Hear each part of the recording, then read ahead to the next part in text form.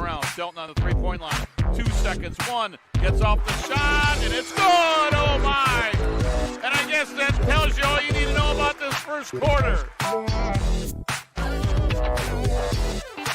Brooks comes up with it, gets it to Myers down the court, and he's got a wide-open dunk, and he throws it down. Myers with a right-hand jam makes it 24-10. Warren gives it off to Holzhauer, fires it out front. Conley for the three. Good, and a foul to go with it. How about that?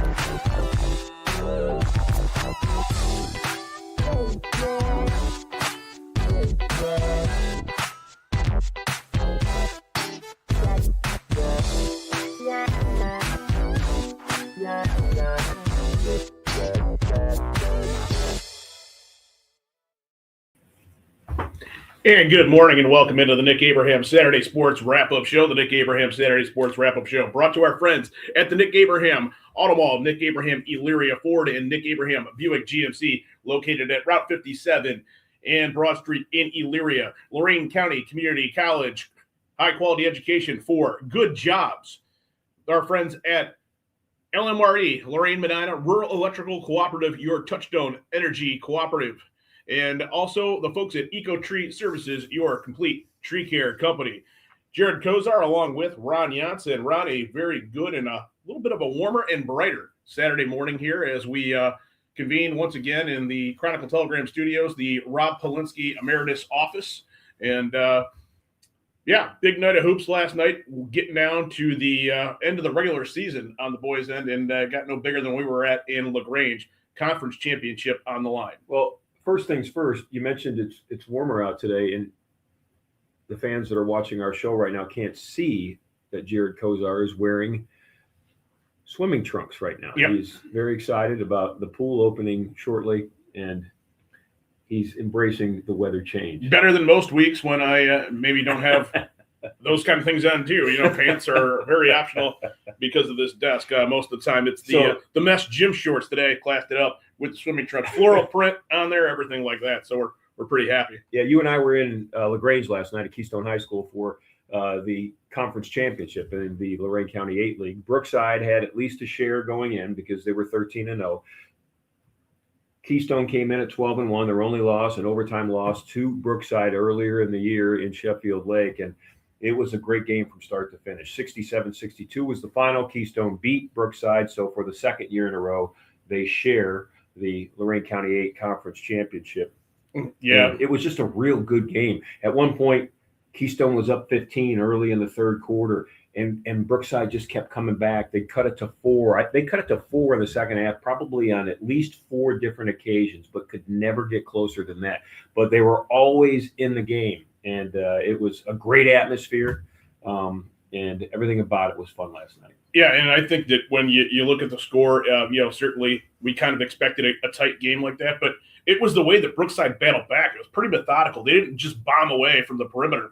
They had a really good game plan to get back in that game. And Jeff kind of talked about it in postgame. Jeff, meaning Jeff Holzhauer of the Keystone Wildcats, he'll join us later on this hour to recap that one and talk about sharing that title. But, he basically said, that they did a few things that we weren't necessarily prepared for in that second half to claw their way back into it. It was a really good basketball game. It was a great atmosphere. If you were there, senior night at Keystone, just the lone senior, Emery Fedor, was honored along with the cheerleaders, but just a spectacular atmosphere. And Fedor played great. Sure did, yeah. And for a guy that you think maybe doesn't get some of the billing compared to Gorin and also with Colling, he wasn't the third fiddle last night. No, he was very key to that victory in many ways, both offensively and especially defensively against Mason Wechter. Let's take a look at some scores from around the area last night, Ron, as we always do each and every week. Get us started in that Lorain County League. Well, we gave you the Keystone 67-62 win over Brookside. Oberlin, and we'll have Kurt Russell on with us today, beat Wellington 57-41. They turned the tide on that one. The Dukes won the first matchup in that. Black River young new coaching staff out there, knocked off Columbia. That's a significant win for Black River, 69-52, and Firelands beats Clairview 58-35. You mentioned Black River guaranteed a winning season for the first time in a long time in terms of that Pirate program, so definitely going the right direction in Black River. SWC loaded action as always. It was Avon getting the better of Avon Lake in a reversal, sort of 74-47 in terms of the score. Mike Fitchell joined us in hour number 2. Berea Mid-Park holds off Elyria to at least stay atop, tied with Olmsted Falls in the SWC, 75-64. Amherst with a win over Ridgeville, 68-59. Pat Braille joined us on the other side of this break, Comet head coach, and it was Olmsted Falls knocking off Midview, 64-52. Again, Falls, Berea Mid-Park tied atop that SWC. That's been fun to watch, that race in the Southwestern Conference. Other scores, Medina beat Lorraine 65-42. Benedictine knocked off Elyria Catholic in a key game, 61-51. And Open Door and Lake Ridge played last night. Open Door wins 62-47. Girls basketball action this afternoon. We won't have a game. Ron will tell you why that is in just a couple of moments. But there are some games going on. You're getting down to the last game of the regular season on the girls' side will be this afternoon. Padua makes their way to EC in what should be a pretty good conference matchup over at the Coliseum. Elyria is at Brookside this afternoon, and Fairview visiting Amherst later on today. And this afternoon, Jared and I, along with Joel Melvin and Gary Pelter, will be at Midview High School for what we think will be about a 2:30 start, the championship mat of the Southwestern Conference Wrestling Finals. And we're very, very excited about that. Scott Sedlick, the Avon Lake coach, will join us in this 9 o'clock hour. They're in a seating meeting right now at Midview. Wrestling starts at 10. We think that the championship final, and depending on how the wrestling beforehand goes, quick or lengthy, will start sometime around 2:30, 3 o'clock. And we'll be there to bring it to you on the Chronicle Telegram YouTube channel and on WEOL.com streaming. Very excited about that. Yeah, I want to thank our friends at the Cobos Insurance Center, Bob Cobos, John Cobos, everybody that's tied in with that organization. Very excited about this opportunity to bring you wrestling in a way we, quite frankly, haven't done so far. We've done a couple of audio broadcasts wrestling-wise. Certainly, Sean Bennett's coverage with the Chronicle Telegram in concert with WEOL over the years, helps to have that wrestling show along with Tom Evans.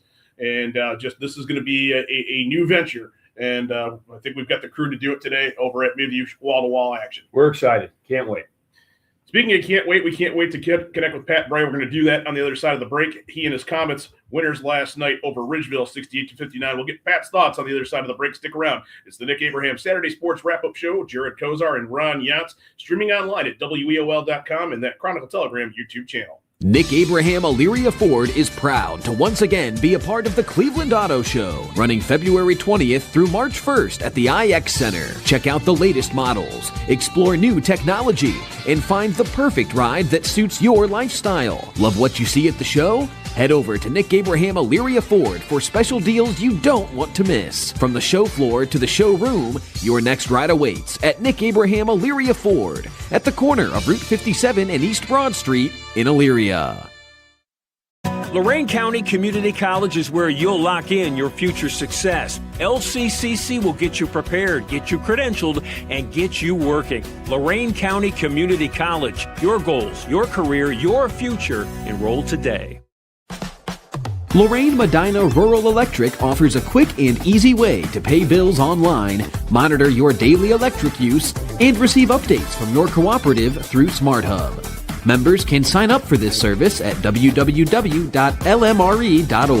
or contact the LMRE office at 440-647-2133 for more information. Hi, Tim Elkhorn, Cavs radio voice. Recently, we had some trees removed. So again, singing the praises of EcoTree Services. In a few hours, EcoTree had removed the unsightly trees, cleaned the debris, and opened the area for a new fence. I can't say enough good things about the people at EcoTree. I've used them several times, always thrilled with their work. If you have trees that require pruning or need to be removed, contact EcoTree, a local business that deserves your business. They've earned mine.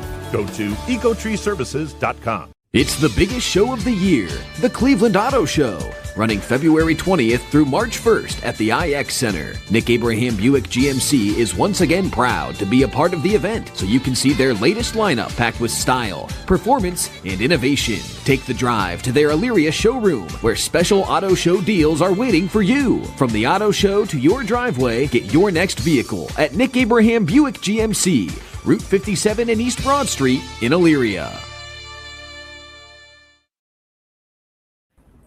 And we welcome you back to the Nick Abraham Saturday Sports Wrap-Up Show. Jared Kozar and Ron Yance, now joined by Pat Bray with the Amherst Comets. And Pat, you guys come off of a nice win on senior night, 68-59 over Ridgeville. First of all, congratulations on the victory, the environment, and just getting back into the swing of things against a quality opponent in Ridgeville. Oh, thanks so much. Yeah, it was a great crowd last night, senior night. Stands were packed. Actually, I told the kids the first half we played off the crowd's energy to keep us, right there with Ridgeville. And that Ridgeville team is, Ron and I are familiar with them from the season, and certainly you guys all know each other so well in conference. But Ridgeville's got a lot of weapons. They do a lot of the same things that I think that you guys do over at Amherst in terms of different looks and different lineups with athleticism and size that's sort of intermixed in terms of how you throw that out there. Yes. So we talked about it. The SWC is such a physical conference that we told them we had to match Ridgeville's physicality if we want to be in the game. And I thought we did that. We came out and we did a great job of just getting into them. David Duziak set the tone, I thought, early. And so, coming into our house, we had to make sure we protected our house and, getting ready for tournaments. We wanted to be going into tournaments with a 2-game winning streak. So, we were able to do that last night. Pat, besides Dudziak and the matching the physicality, who else played well for you last night? I mean, it was total team. We go 9 deep. Cole Scanlon came off the bench, I thought, and played huge. Peyton Leibacher came off the he actually started last night because of senior night, but I mean, he's another guy. It was just all around. And then the second half, Jack Coleman takes off. He has 3 points in the first half and then scores 28 in the second half. Wow. Yeah. It was a funny incident on the bench Coach Collier was telling me about. When Jack came off the floor, he goes, "Hey, Jack, what's it like to be in that zone?"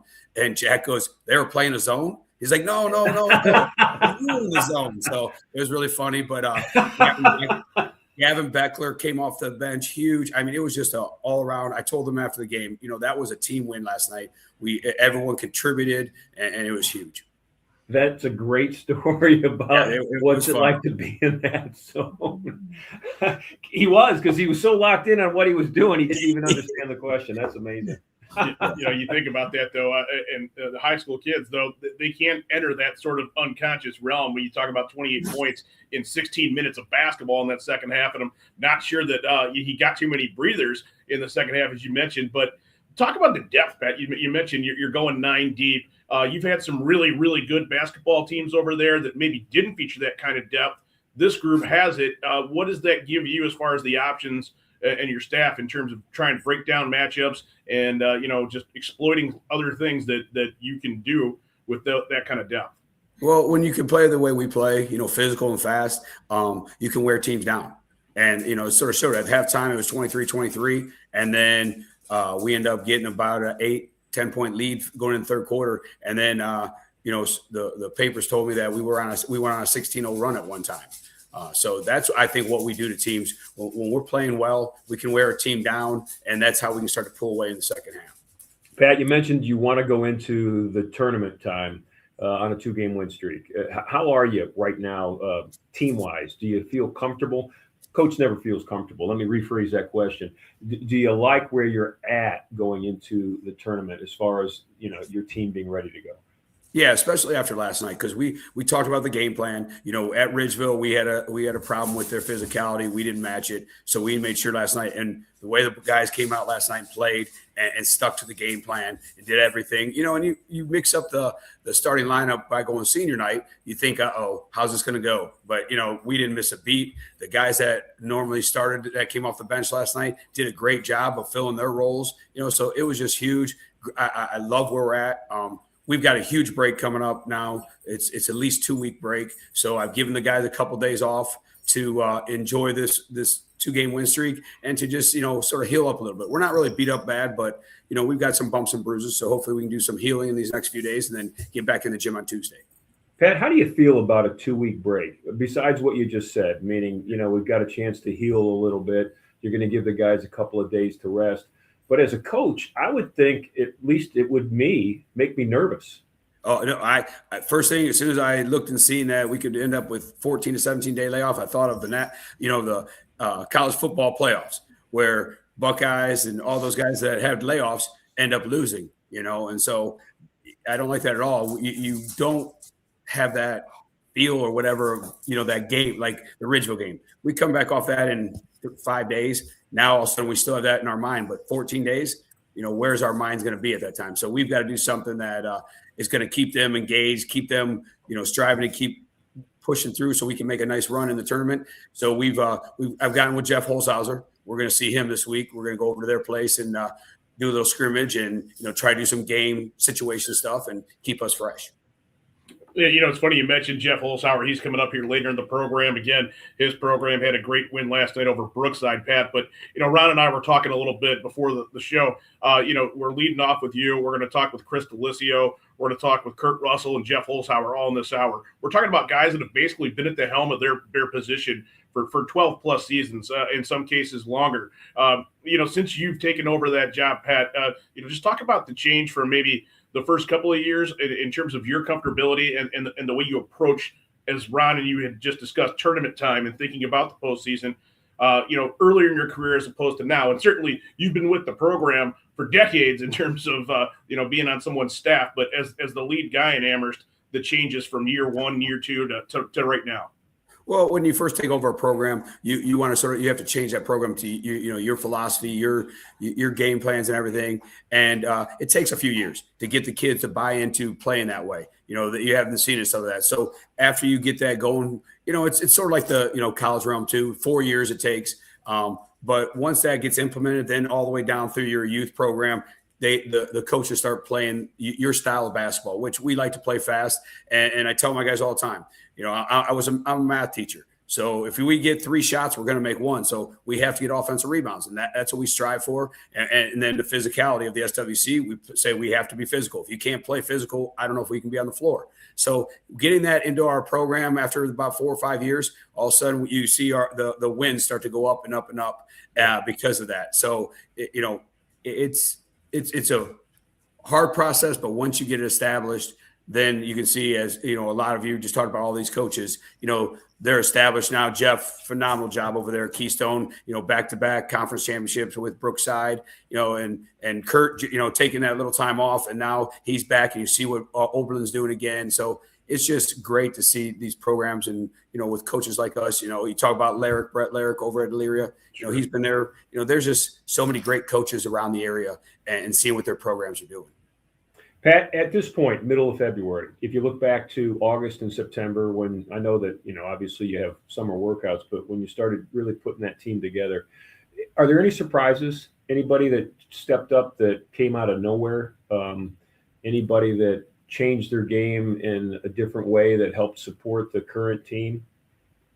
I think I got 2 guys in mind. Andrew Balicki, who we knew he's not going to be the most athletic guy out there at night, but he's going to be one of the hardest working guys out there. And like last night, just seeing he got so many deflections, got his hands on so many balls. He's throwing his body all over the place, and he's leading the team in charges as a post. And then the other guy is Peyton Leibacher. Peyton is, he's a guard, maybe 5'9", 5'10", but he is really strong for his size. And so every game, David draws usually the best player on the other team's team, no matter usually how tall, how big he is. And then Peyton's his backup. As soon as David gets tired of banging with him, Peyton comes right in and starts giving it to him more. And I think that's partly how we wear teams down, is by having both those 2 guys to get in there and throw that and be physical as they do. Great. Pat, we referenced it a couple times tournament-wise. When you talk about the way that it's structured now and the new system with the draw, first of all, just kind of walk us through where Amherst is. Now, you don't know where you're going yet, but the structure of the draw itself and when you guys will get that going. Well, the structure I don't pay a lot of attention to it. I just see where we're at in the standings and just see. And then last night was our last game, so Right. I'll start to see where these other things are going to start falling, just to see where we can go. I know we got 4 different places. Last night we were 16. Hopefully, with the win last night, we're going to move up to about 14 out of 33 teams, and hopefully, our first game we can get a win. I mean, a home game. So that, playing on our floor, I think home is really nice for us. So that's where we'll go right now. We'll look and see where we can maybe hopefully get a home game to start that off. And then to me, where we go is where we go. I don't do so much far as I don't like to travel far because, our bus rides aren't fun, but we'll try to jump in and do a bracket that works best for us all the way. I talked to the guys all year about, we played Perry last year. We were up on them at halftime, close game. We ended up losing by 7, and they go to the state championship last year. So tell them it can be any team. Why not us? So as long as we keep doing playing Amherst basketball, we have a chance. Yeah, that's really the philosophy I think that a lot of guys are striving for right now. As you mentioned, Pat. So you're carrying some momentum in. I like the fact that you're able to, like as you mentioned, sort of bang away against another really quality team that you guys have seen. It's a scrimmage type thing with Jeff and his guys, but iron sharpens iron. I know it's a cliche, but the point is that that layoff's probably not going to bother you guys as much as it would another team in a similar position. So we wish you the best of luck as far as the draw is concerned, and here's hoping you get that home game, and looking forward to catching up with you on a Saturday or 2 down the road. Thanks so much, and it's starting to thaw out there. So yeah, and we want over here at the Bray household, and we wanted to get you on early. That's what we said. Pat Bray is going to go lead off because we want to free you up for the rest of the day. If you guys want to get out there, my guess is that spring break can't come quick enough for the boys to get home and take care of some business on the outdoor front. Yeah, well, the golf show is in town, so my youngest came in town too last night. So he's already setting up his rod, telling me what he's doing and getting everything ready. So the Braves are cranking it up and getting ready. He's at the golf show spending your money. I can't believe it. Yeah, can't wait till you start paying me back that money. Yeah, it all equals out in the wash somehow. They just haven't seen the bill yet. Exactly. Well, hey, great to see you guys. See you, Pat. Thanks for having me. Yep. Thank you. Our pleasure. Pat Bray with the Amherst Comets and riding some momentum into the tournament. And we're going to switch gears immediately right now because a busy man over at Midview. I think everybody's busy over at Midview. We're going to get with Scott Sedlick. I think he was trying to connect with us. We'll take a quick break. On the other side, we'll get with Scott. Nope, he's back on right now. So let's go ahead and add Scott in here, see if we can get with him. Ron, you mentioned SWC wrestling tournament going on over at Midview this afternoon. We'll be on hand to broadcast that, courtesy of the folks over at the Cobos Insurance Center. But Avon Lake certainly prominently featured in that matchup. And there he is. They've got a lot going for themselves. So let's talk short mid wrestling with Scott Sedlick, head coach of their program, and just what we can expect over at Midview this afternoon. Scott, set the scene. Where are you at right now? What's behind you? We're at Midview High School here. Everybody's warming up. We're about 40 minutes from wrestling time, and these guys are all just getting ready to wrestle. You just got out of a seating meeting, correct? So wrestling starts at 10 o'clock? Correct. And we're thinking championship final anywhere between 2:30, 3:30 start. We'll be there for it. We'll broadcast here. Probably going to start around 2 o'clock. 2 o'clock, okay. That's even earlier. We That's got a to get good felt. update. Yeah. Scott, you go into this Southwestern Conference tournament today the clear favorite, I think. I've talked to all of the coaches in the SWC, and you guys certainly, when you talk to coaches about wrestlers that they think might be able to make it to the final, most of them have 4 or 5 that they'd like to talk about. You go pretty deep. There are 14 weight classes, and you feel real good about most of your guys, don't you? Yeah, we got a pretty solid lineup. Obviously, you got to go out there and wrestle matches. What's on paper is not always what the product looks like. So you got to go out there and do it. But, yeah, I feel pretty confident with what we have. Scott, in the Southwestern Conference, the level of wrestling, you would qualify it or quantify it as what? Definitely above average. I mean, we're certain weight classes, we're way above average, and it's in the good, excellent range. Other weight classes may be a little weaker, but for the most part, overall, Southwestern Conference is a tough conference. Now, I've got to congratulate you and your program because not only will you try to defend the conference championship today at Midview, but then tomorrow you guys get on a bus and you travel to the state duels. You're one of just a handful of teams in Division I in the state of Ohio that's going to wrestle for a dual championship. Tell us a little bit about that. Yeah, we qualified for the state duels through the Ohio Coaches Association, which is who runs that now. But yes, it's the top 8 teams in the state that qualified. Obviously, not all the top contenders. Some of them bow out of it for injury reasons or other reasons that they might have, so they don't even want to try to compete in it. But we pretty much want to compete with the best of the best, no matter what the situation is. So if we go into the state duels tomorrow and we wrestle the best 3 or 4 teams in the state, and we don't come out on top, that's okay with us. We want to see those guys. We want to wrestle them and see where it's at. Scott, we had the chance to catch up with you at a girls' basketball game, Ron and I, middle of January. It was the night that some of the bad weather rolled in. And, I'm doing some stats as you came on to talk with Ron kind of about the program. And I was taken back by just, the consistency that you described that you guys have come out with this year. And not just this year, but really, you had mentioned 90-plus victories across, multiple weight classes and platforms. That's something that I don't think that the area is necessarily familiar with how impressive that is when you talk about getting into that rare air. Yeah, we've had a pretty solid run here for the last 4 to 5 years. A lot of state qualifiers, SWC champs, things like that, sectional champions. And, the bottom line is we're going to go wrestle a bunch of matches every year. The kids are going to train hard. They're going to work hard. I don't think that the formula for that type of success is really any type of secret. It's just a matter of getting the kids that want to do it and then motivating those kids. And then within your program, building a culture that inspires that activity from every incoming freshman and every kid that comes and steps into your program year after year after year. I think that's what really runs the consistency. Scott, do you still get excited about a day like today? You've been in wrestling your entire life. Your father is a National Hall of Famer. Of course, the legendary coach for the Wellington Dukes for many years. And your dad, John, is right next to you on the mat. He'll be sitting next to you today on the folding chair mat side. So your family has been in many big moments. Do you still get excited about today, a Southwestern Conference opportunity at a championship? I think more importantly is I still get nervous, which is an odd thing to say, but excitement. I'm always excited to watch wrestling. I could watch 2 people that I have never seen wrestle in my life, and if I was sitting mat side watching them wrestle, I would be excited because I'm watching wrestling.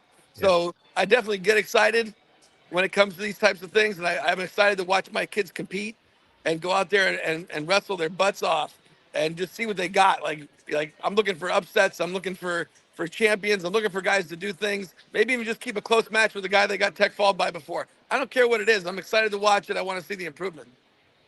Ron, you guys are clearly the wrestling aficionados here. One thing you can always count on Dan May for at Midview, a really great soundtrack. But normally for basketball, it's the hip-hop stuff, some other things that get you going. I can hear in the background, Lunatic Fringe, Red Rider. From what motion picture, fellas? That's Vision Quest. That's what I know about high school wrestling. So what's interesting about that is actually Avon Lake's boombox that's running in the background. I take it back, Dan May. You got nothing. Scott, what's on your playlist to get you psyched up for wrestling? My playlist? No one wants to hear my playlist. No, let's hear your playlist. Top 3. Now, these guys listen to a lot of the same stuff. That classic rock stuff is good, Back in the day, I was more of a Metallica guy, believe it or not. So, Metallica, Pantera, that used to get me pumped up. Nowadays, something about that surprising. Nowadays, that doesn't do it for me. There's a couple Metallica songs I can still get pumped up about, though. Scott, we know that you got a busy morning. It's 9:30. Wrestling starts at 10. You've got 13 of your 14 guys wrestling today. You've had some injuries at heavyweight, so you don't have a heavyweight today. But we wish you the best of luck. Jared and I will be out there. As soon as this show's over at 11, I'm heading out. We're going to alert Gary Pelter, our other team member, that you think the finals may start at 2 o'clock. So we'll be ready and very excited. And hopefully, Scott, you get to join us afterwards, wrapping up another Southwestern Conference championship. Yeah, depending on how much time I have, we got to get on that bus to Marysville too. So we'll see. We'll figure it all out. Maybe when the kids are showering, we can have some time on the mic. But That's I appreciate you guys coming out. I appreciate all you guys do for wrestling. So great job. Thanks. We're really excited about it. Good luck this morning and afternoon, and we'll see you out there real shortly. Yep. All Thanks, right, Scott. sounds good. Take Thanks. care, Coach. Catch up with you shortly. Scott Sedlick with the Avon Lake Shoreman program, and they are over there at Midview this morning. SWC tournament going on, and we'll join them out there lately. We're going to join Chris Delisio in just a moment on the other side of the break. His Olmsted Falls Bulldogs high atop that SWC. He's going to give us the breakdown of how that works last night. It's he and Berea Mid-Park. So two ball clubs that aren't going to play again this year. Don't know if there's any obstacles remaining for either program, but it could be a co-champ in the SWC. We'll get Chris's thoughts on that. It's on the other side of the break. This is the Nick Abraham Saturday Sports Wrap-Up Show. Jared Kozar along with Ron Yance. It's on WEOL.com and also the Chronicle Telegram YouTube channel. Nick Abraham Elyria Ford is proud to once again be a part of the Cleveland Auto Show, running February 20th through March 1st at the IX Center. Check out the latest models, explore new technology, and find the perfect ride that suits your lifestyle. Love what you see at the show? Head over to Nick Abraham Elyria Ford for special deals you don't want to miss. From the show floor to the showroom, your next ride awaits at Nick Abraham Elyria Ford at the corner of Route 57 and East Broad Street in Elyria. Lorain County Community College is where you'll lock in your future success. LCCC will get you prepared, get you credentialed, and get you working. Lorain County Community College. Your goals, your career, your future. Enroll today. And we welcome you back into the Nick Abraham Saturday Sports Wrap-Up Show. It's Jared Kozar along with Ron Yance. Joining us now in the program is he's getting pretty accustomed to in that basketball bunker over there at the office of Olmsted Falls. That's going to be Chris Delisio with the Bulldogs. And Chris, thanks again for joining us this morning. You guys come off of a victory over Midview, 64-52. And the way that Ron and I have looked at the standings and see how that aligns, that puts you guys atop the league. Yeah, good morning, guys. Thanks for having me on. And yeah, fortunate to be in a good position. Obviously, at this point in the year, you just want to be in a situation where you're able to play for something. And, fortunately, we are able to do that next Friday, even though we got a really tough matchup. Chris, you're low key in it. How excited are you? I mean, this is a rugged conference schedule, a rugged conference, and here you are, middle of February, atop it. Yeah, no, now that you say it out loud, I mean, I am excited. It's, I have a lot of respect for our conference and the teams in it and the coaches. So for us to kind of go through the grind and get to the point where we even have a chance to win it, I'm really proud of our guys, and, makes it exciting for us and, something to play for. You come away with a victory over Midview last night. I know a lot of people are going to say, well, Midview's down. They're having some struggles. Jimmy does a great job over there. There's no question of that. I think maybe it means a little bit more playing against Falls. There's some ties there for Jim, and of course for you, being familiar with him. That it seems to me, and Ron and I have talked about it.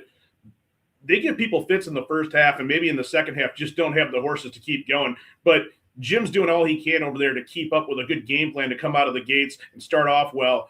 Certainly, I think, that score pretty indicative that he got out to a nice start last night and you guys were able to pull away. Yeah, I mean, it's what you'd expect from one of Jimmy's teams. He does a great job. They always have a plan. They're always prepared. He does just a fantastic job. And last night was no different. They had a plan. They were switching defenses and doing some different things. And, we certainly had to work for that victory. It wasn't easy. So he definitely has his guys, even at the end of the season, when the scoreboard hasn't always been in their favor, but kudos to him and his program. Those guys are still fighting. Chris, when you look at how you've played of late, and not only last night's win, but maybe since January 1, how this team has played, progressed, evolved maybe from earlier in the year. Are you different in a positive way now than you were back when this whole thing started? And if you are, and maybe you're not, how do you feel as you head into tournament time now? Yeah, definitely feel positive about our guys and that we've gotten better. I think that, we probably talked about this before, but I think, when you're building your team starting all the way back in June, it's really trying to figure out who you're going to be as a basketball team. And then even at the beginning of the season, I don't think you quite know. So I think that first half of the season, getting into Christmas break, is when you start to really figure out what's your team good at, what are the things that they've kind of latched onto that you have success with, because each team is different,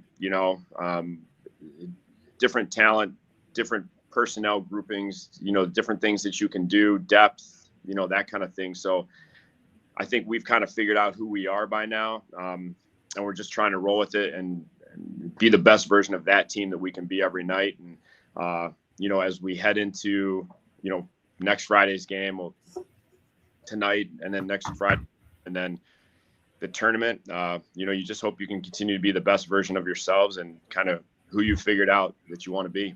So who are you? Who have you figured out that you are?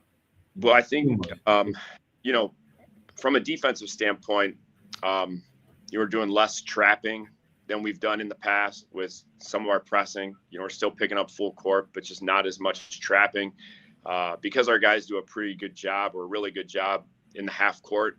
So we're probably more of a half court team than we've been in a really long time. But that's where these guys' strength is.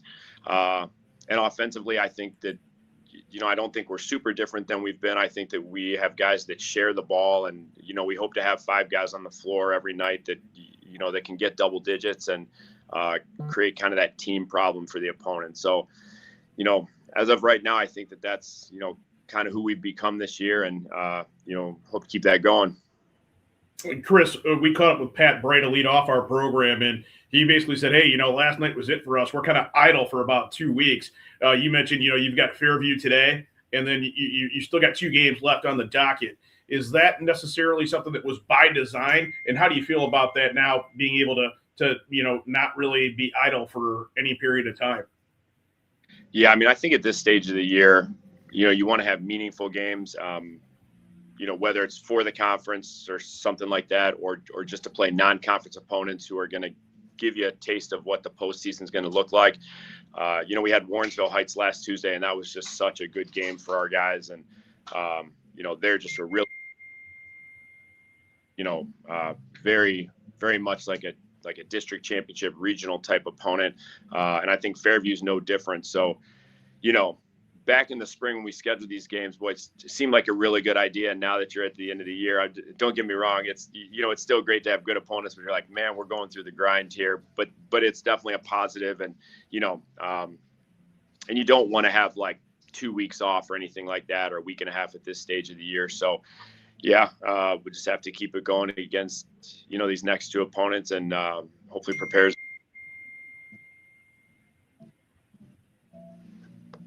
Chris, one of the things that I think, and I don't want to speak for Ron, he was able to catch up with Jordan Eaton of the girls program over at our game at Berea Mid Park on Thursday evening. It was a rescheduled game. Avon Lake played him. And Jordan kind of said, I think when you talk about consistency with the program, the expectations of where they expect to be, he talked about, I think Jordan said they were sitting at 4. They were ranked 4, and he said, that kind of stuff doesn't really bother us anymore. We don't look at that as being there's an expectation or a standard to set. When you think about the tournament and the draw that's upcoming for you and your guys next weekend, what goes into some of that in terms of the philosophy of where do we need to be versus where we're at? Yeah, I think it's a balance of you're trying to get your team ready, to be successful in the postseason. So you got to schedule some teams that are going to really challenge you. But also knowing that could, a loss may knock you down a couple, spots or whatever it happens to be in the rankings. And, but I also don't think it prepares you to try to go find the easiest teams you can beat, because you can have a high seed then, and then it's not going to matter because you're not going to be prepared for difficult games anyway. So I think it's definitely a balance. And at the end of the day, I don't think you can worry too much about the seeding and try to finagle it to get yourself where you want to get yourself.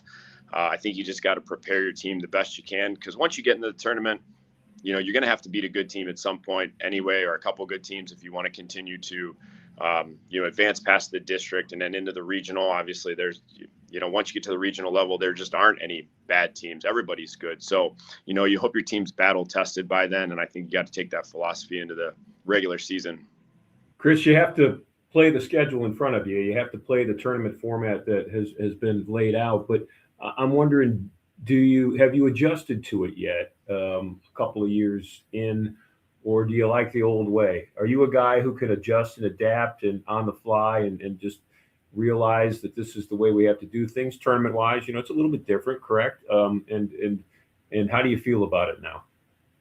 Yeah, I think you have no choice but to adapt. It is the change that they made, and I don't think everything's great about it, but it's the situation we're in. So I think you try to do the best you can to navigate these processes that they put in place, and because you don't really have any other choice. So right. That's where we're at with that. Chris, we want to thank you for joining us today. Good luck against Fairview. And Ron is a little bit concerned that you may have stolen a candy bar or something out of Coach Eaton's desk in the basketball bunker over there at Olmsted Falls. He doesn't want to be held responsible for that, especially after the interview that they shared on Wednesday. Well, Jordan said, I think he had his son with him the other day. Yeah. So I'm guessing all the candy in that office is for Jordan's kids. I'm guessing Jordan hasn't seen a candy bar in quite some time. It seems like he's pretty dedicated. Hey, he's here, and he knows I did not take any candy from him. So we're up. Good to catch up with you. Good luck today, Chris, and good luck when you get into play next weekend. Here's hoping we catch up with you on another Saturday real soon. Thanks, guys. Appreciate it. Thanks, Chris. Appreciate it. Chris D'Alicia with the Olmsted Falls Bulldogs back in action again later on against Fairview, and so it's pretty busy for them. Speaking of busy, we're going to get with Kurt Russell in just a moment after the break. He's going to walk us through a win over Wellington. The 2026 calendar really treating the Oberlin Phoenix well, and I think Kurt's going to share some of his insights on that when we come back on the Nick Abraham Saturday Sports Wrap-Up Show, streaming on WEOL.com and the Chronicle Telegram YouTube channel. It's the biggest show of the year, the Cleveland Auto Show, running February 20th through March 1st at the IX Center. Nick Abraham Buick GMC is once again proud to be a part of the event, so you can see their latest lineup packed with style, performance, and innovation. Take the drive to their Elyria showroom, where special auto show deals are waiting for you. From the auto show to your driveway, get your next vehicle at Nick Abraham Buick GMC, Route 57 and East Broad Street in Elyria. Hi, Tim Elkhorn, Cavs radio voice. Recently, we had some trees removed. So again, singing the praises of EcoTree Services. In a few hours, EcoTree had removed the unsightly trees, cleaned the debris, and opened the area for a new fence. I can't say enough good things about the people at EcoTree. I've used them several times, always thrilled with their work. If you have trees that require pruning or need to be removed, contact EcoTree, a local business that deserves your business. They've earned mine. Go to ecotreeservices.com. Welcome back into the Nick Abraham Saturday Sports Wrap-Up Show. Jared Kozar and Ron Yantz. Now joined by victorious head coach of the Oberlin Phoenix. It's Kurt Russell, back-to-back weeks, Kurt, and really could have been 3 in a row. I know we weren't able to connect with you a couple weeks back because, as Rob and I criticized you, you were in New Orleans, did not bring the good weather or the beignets back with you. But you'll take a win over coming through with that weather and the tasty treats. You guys avenge a loss to Wellington earlier in the year at their place, so you come away 57-41 winners last night. And Ron and I said it, hey, 2026 has been very good for you guys and what your goals are moving forward. Well, thank you so much for having me. And once again, I apologize for my absence in New Orleans a couple of weeks ago. This has been a very interesting calendar year. I think our boys have been really locked in. We wanted to come into the season, of course, to win conference. But when we realized that was not a possibility, we wanted to get as high as we can in the conference seeding, and to finish like 3rd place really says a lot about this team and the momentum that we have going into tournament time. We had the game in the first round over at Wellington, and there were some things that I think you guys started out pretty well in that game, and then defensively they clamped down a little bit. Some shots didn't fall, and they had a really good shooting night. They did a good job rebounding the basketball. Jim Baker always has a team ready to go, and I think he's really good for that league, and certainly a Wellington guy taking over that program. And maybe it's not the success in terms of wins that he's looking for right away, but they're always a tough customer, and that's always a good matchup. So rivalry renewed, and you guys get the better of it at your place last night. Yes, and like you said, Coach Baker is probably one of the best coaches that ever came through Lorain County. His teams are always prepared. They work extremely hard. We always call it the 58 rivalry, down Route 58. But I think what we did better this time around is that we played more consistently throughout the entire game, especially on the defensive end. We tried to lock in on Whitehead, which is a tremendous player, and I thought we did a nice job. I think we held him to maybe 6 or 7 points, and then the first time around, he scored maybe 20 points. And so that was our focus, and I thought the kids did a good job of really honing in to the game plan. Kurt, I would imagine at this point in the middle of February with, the regular season almost completely in your rearview mirror and the tournament, staring right in front of you, that you think that your team has developed a certain strength or maybe multiple strengths. And then, of course, maybe some still opportunities to get better. Where are you at right now? So let's start with strengths. What does Oberlin do really well? And Ron, that's a great question. I think defensively, we pressure the ball pretty well. The last few weeks, last few games, we've been holding teams to around 40 points. And we knew coming in, to answer like your second question, in regards to our weaknesses so far, we still can't shoot the ball well. We are not this prolific offensive team, but defensively, I think that's our identity. I think we get after teams. We pressure the ball pretty well. And even our rebounding has improved since the beginning of the season. Have you adjusted to the skill or strengths of your team? Have you changed maybe your approach at all? Yes. In years past, we had some pretty good shooters on Oberlin basketball teams. And this year, we realized that we don't have those type of players. And so we adjusted. We adjusted more playing zone defense than man pressure. We adjusted playing a little more half court than full court. And so just according to our skill set, we made adjustments to put our players in better positions and to give ourselves a better chance of winning. And Kurt, when you focus on that, and Ron just kind of said personnel-wise, what do you like to do, and where are your strengths? The way we look at it, you play the hand that's dealt as good as anybody in the county, Kurt, in terms of your athletes are your athletes. And I think that you made a commitment in terms of if somebody comes into your program, what can they expect out of you and your staff, and what do you expect out of them as far as the commitment? If it's somebody that goes through that program for 4 years, or even somebody that just decided to come out this year, as far as finding something that they're good at and a role they can play. Yes, and you said that, Jared, very well. That we expect our kids to perform to the highest of their ability. So whether you are a rebounder, we expect that from you. Whether you are a dribbler, we expect that from you. So we hold our kids to a standard, and we have a process. And our process is that every single minute, every single second of a basketball game, we expect the most out of you, because that's what you could expect from our coaches. And so I think our kids are buying into that. I think our kids realize that when they get on the basketball court, the only thing we ask is for you to play as hard as you can, as long as you can, while you are in the ball game. Kurt, what's ahead tournament-wise for you? And I know that you don't know who you play yet, and maybe you do know what your delay is. But we've talked to different coaches so far this morning about, one's got a 14-day delay, another one's still got 2 regular season games left, so that that gap between regular season and tournament time. What is the status of your program, and how do you feel about it? Yeah, so we finished our last regular season game yesterday, so we'll have a week off.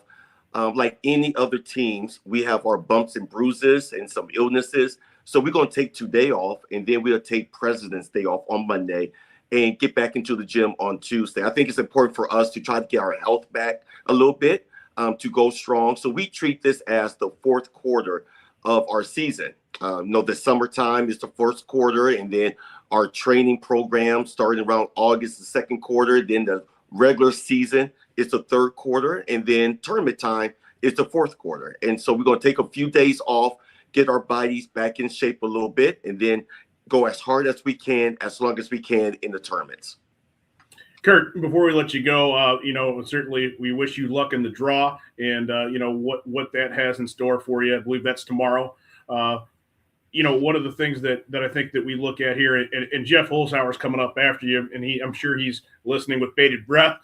But one of the things that strikes me as unique for you guys, his staff's been together for a long time now. Your staff, people are familiar with you and your accolades and your awards, and certainly your roster, but you can't have that success and functionality to be able to kind of take a little bit of a hiatus and, like you said, go places. And certainly you're doing really good work as far as making those trips and making appearances. Your staff really is glue as well. You're the leader, you're the head man, but you can't do it without them. And they've stuck with you for a long time. Most definitely. And I'm glad you mentioned my staff. They've been with me since the beginning. Unfortunately, we had the passing of my first assistant coach, Coach David Watson. And then we added Coach Phil Payne probably 10 years ago. And then Coach Jordan Beer, Mr. Basketball in Lorain County, Oberlin College grad. So our staff has really been just amazing getting the game plan together. And all of our offenses ran through Coach Beer. Our defense is Coach Payne. And I'm just a guy who tried to keep things together. And so I'm so happy that you mentioned my assistant coaches.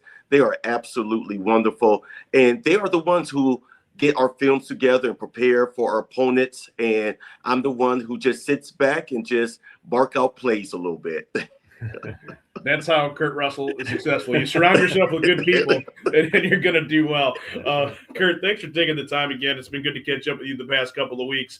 Certainly, you're back on track with that Phoenix program, and making noise heading into the postseason. Thank you so much. And once again, Ron Jerry, just want to say thank you for all you do for Lorain County basketball. Surely appreciate it. Thanks, Coach Russell. That is our pleasure, and thank you for joining us, and good luck with the draw in postseason play. Here's to another successful run. So Kurt Russell with the Oberlin Phoenix. And again, the 2026 has been real good for them. And I think that there's more to come. Speaking of more to come, we're going to take a quick timeout. We're going to talk conference championship in the Lorain County League. It's share of it heading to Keystone. Back-to-back years. Jeff Holzhauer will recap that one, as well as one heck of a basketball game last night that we had on for you. Ron and I were out there. Jeff will give you the finer points of it. Stick around. It's the Nick Abraham Saturday Sports Wrap-Up Show. It's streaming online at WEOL.com and the Chronicle Telegram YouTube channel. It's the biggest show of the year, the Cleveland Auto Show, running February 20th through March 1st at the IX Center. Nick Abraham Buick GMC is once again proud to be a part of the event, so you can see their latest lineup packed with style, performance, and innovation. Take the drive to their Elyria showroom, where special auto show deals are waiting for you. From the auto show to your driveway, get your next vehicle at Nick Abraham Buick GMC, Route 57 and East Broad Street in Elyria. Lorain County Community College is where you'll lock in your future success. LCCC will get you prepared, get you credentialed, and get you working. Lorain County Community College. Your goals, your career, your future. Enroll today. And welcome back into the Nick Abraham Saturday Sports Wrap-Up Show. Jared Kozar along with Ron Yance. Joining us now is the co-champs in the Lorain County League, Keystone Wildcats, Jeff Holzhauer. He's hooking up with us. Jeff, you're busy over there today, so thanks for carving out some time. Oh, first off, Ron and I have to thank you for a couple of things. You welcomed us into your place last night. You fed us, and then you treated us to one heck of a basketball game. Well, again, thanks for coming, guys. Love it when you guys come out. We try to take great care of you guys, just show you our appreciation. So thanks again. Jeff, where are you right now? What's in the background? Where set us up here. I am in our middle school cafeteria right now. We are hosting the 8th grade boys basketball LC8 tournament. So we have 4 games up here right now.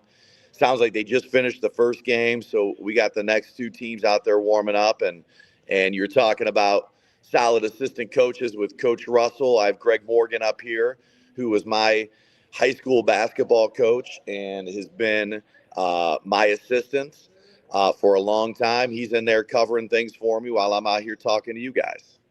Yeah, and before we get into the nuts and bolts of last night's game, the same thing that we talked about with Kurt, we'll go with you. Yeah, you've had a staff that's been pretty rock solid and loaded up with you for a while, Coach. And, Ron and I were discussing, it sounds like lip service. It's not. If you surround yourself with good people that care and put forth an effort, good things are going to happen. And it's no coincidence that, we talk about Kurt's staff and what they've done. You guys are pretty much of the same ilk in terms of guys that have been around for quite a while and not a lot of turnover on that staff at all. No, it's been great, and I'm fortunate. And, I'm not saying that every coach at Keystone has to be a Keystone grad. But it's pretty cool because we have a bunch of Keystone grads, and we do this for the right reasons. We love our kids. We love our school. We love our community. That's, Chad Elliott is a 91 grad.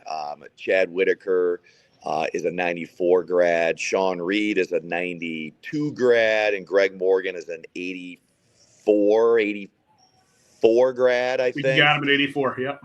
So, and then we've had some great coaches sprinkled in. Rocky Houston was a JV coach when I first took over, for a Midview guy. We had Mike Walsh. You guys all know Mike Walsh. He spent some years over here as a JV coach helping us out. And then Dave Pellerite, Olmsted Falls guy. So we've had some other guys sprinkled in over the years. But right now we're rock solid Keystone, and we're loving it. Hey, you kept that Midview guy around, too. He's doing not a bad job with your girls program. No, he does a great job. We'll keep him. Yeah, those Midview guys, you can count on them, Coach Holzhauer. I'm just letting you know. Hey, let's dig in to last night's game. Going into the night, you knew you'd have a great atmosphere. You told us last night post-game that you said to the boys ahead of time in the locker room that, you guys as a staff have been around for a long time. You've coached in big games, and you wanted to remind them to, not miss the moment. When you go out there for warm-ups, soak it in. And obviously once the game starts, I think all the focus, gets on, the play, the defense, the dribble, the shot, the rebound, all those things. But the moment was not too big for your team last night, nor Brookside. I mean, both teams were ready to go. Last night, I think, Jeff, was everything that you would hope for in a final game of a regular season for a conference championship, whether outright for Brookside or shared if you guys win. And how did it play out in your mind? I mean, obviously you're happy because you won, but man, that was just great basketball, great atmosphere, wasn't it? It was great. It was everything that we wanted. It was everything that we needed. And I can nitpick as a coach, and we can go back and say, well, man, we didn't play that well. We should have done that. We should have did this. But, they're high school kids. And at the bottom line is we got it done. And our kids were not afraid of the moment. Like you said, neither were the Brookside kids. You saw a lot of tough kids, and I've questioned our toughness all year. I'm trying to get as much as I can out of these kids. And nobody that was at that game can say our kids weren't tough. And the Brookside kids were tough. So I think Brookside is ready to make a run in the tournament. I think we're ready to make a run. And that's the type of game, that was our last regular season game. So it was everything that we needed. There's a lot of things that I would have liked to have done better, but we did a lot of things really, really well. And we showed a lot of toughness and physicality. Coach, Ron and I were talking during that first half last night. You guys connected on a lot of three balls, played really quickly. It was a breakneck pace for at least the 1.5 quarters before kind of, maybe doing a little bit of switching gears going into the half. And we kind of said, wow, they're doing what Brookside does. And the more I got to think about that in the second half, and maybe even on the drive home after hearing the postgame, maybe that's Keystone basketball now has just switched, not fundamentally, but just is able to have that in the back pocket when they need it. And, quite frankly, look at you throughout the year, you guys can score in bunches, and it hasn't always been that way. Oh, no doubt. This team is different than other teams I've coached. It's different. Every team is a puzzle, and it's why I love coaching. You got to figure out how to put those pieces together and what works best. And this is a shoot-fast team. And you've been covering us for years, and we haven't been a shoot-fast program. We've been more of a grind it out and get a great shot and play great defense, pressure, use our defenses to score. This team, we want to shoot. And teams that have been following us this year, we don't even run a ton of offense. We run quick hitters to get the ball in the hands of our players, and I want them taking shots. And we want to play fast, but we're only playing 6 guys a lot of times. So when we slowed down, that was more just to manage our personnel. And I kept telling our guys, we still have the foot on the gas, but we're going to pull it out a little bit just to manage our players, just to make sure that we can get through this game. And that's why we kind of changed the pace a little bit. You mentioned 6 guys, you mentioned, scorers.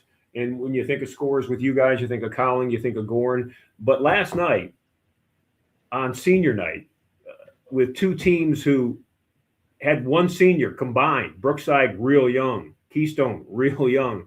You guys had 1 senior, and that's Fedor. And Jeff, I talked to you last night post game. I thought he really had an impact on that basketball game last night with not only his defense on Wechter, his rebounding, but he came out of the, woods, so to speak, or dropped out of the sky offensively and really, really scored for Yeah, you. if you would have told me before the game, hey, Emery Fedor is going to outscore Mason Wechter, I would have said not a chance, but I'll take it. And it's really hard for Brookside to beat Keystone when Emery Fedor is outscoring and a tremendous player with Mason Wechter by 3 points. So I think it was 13-10.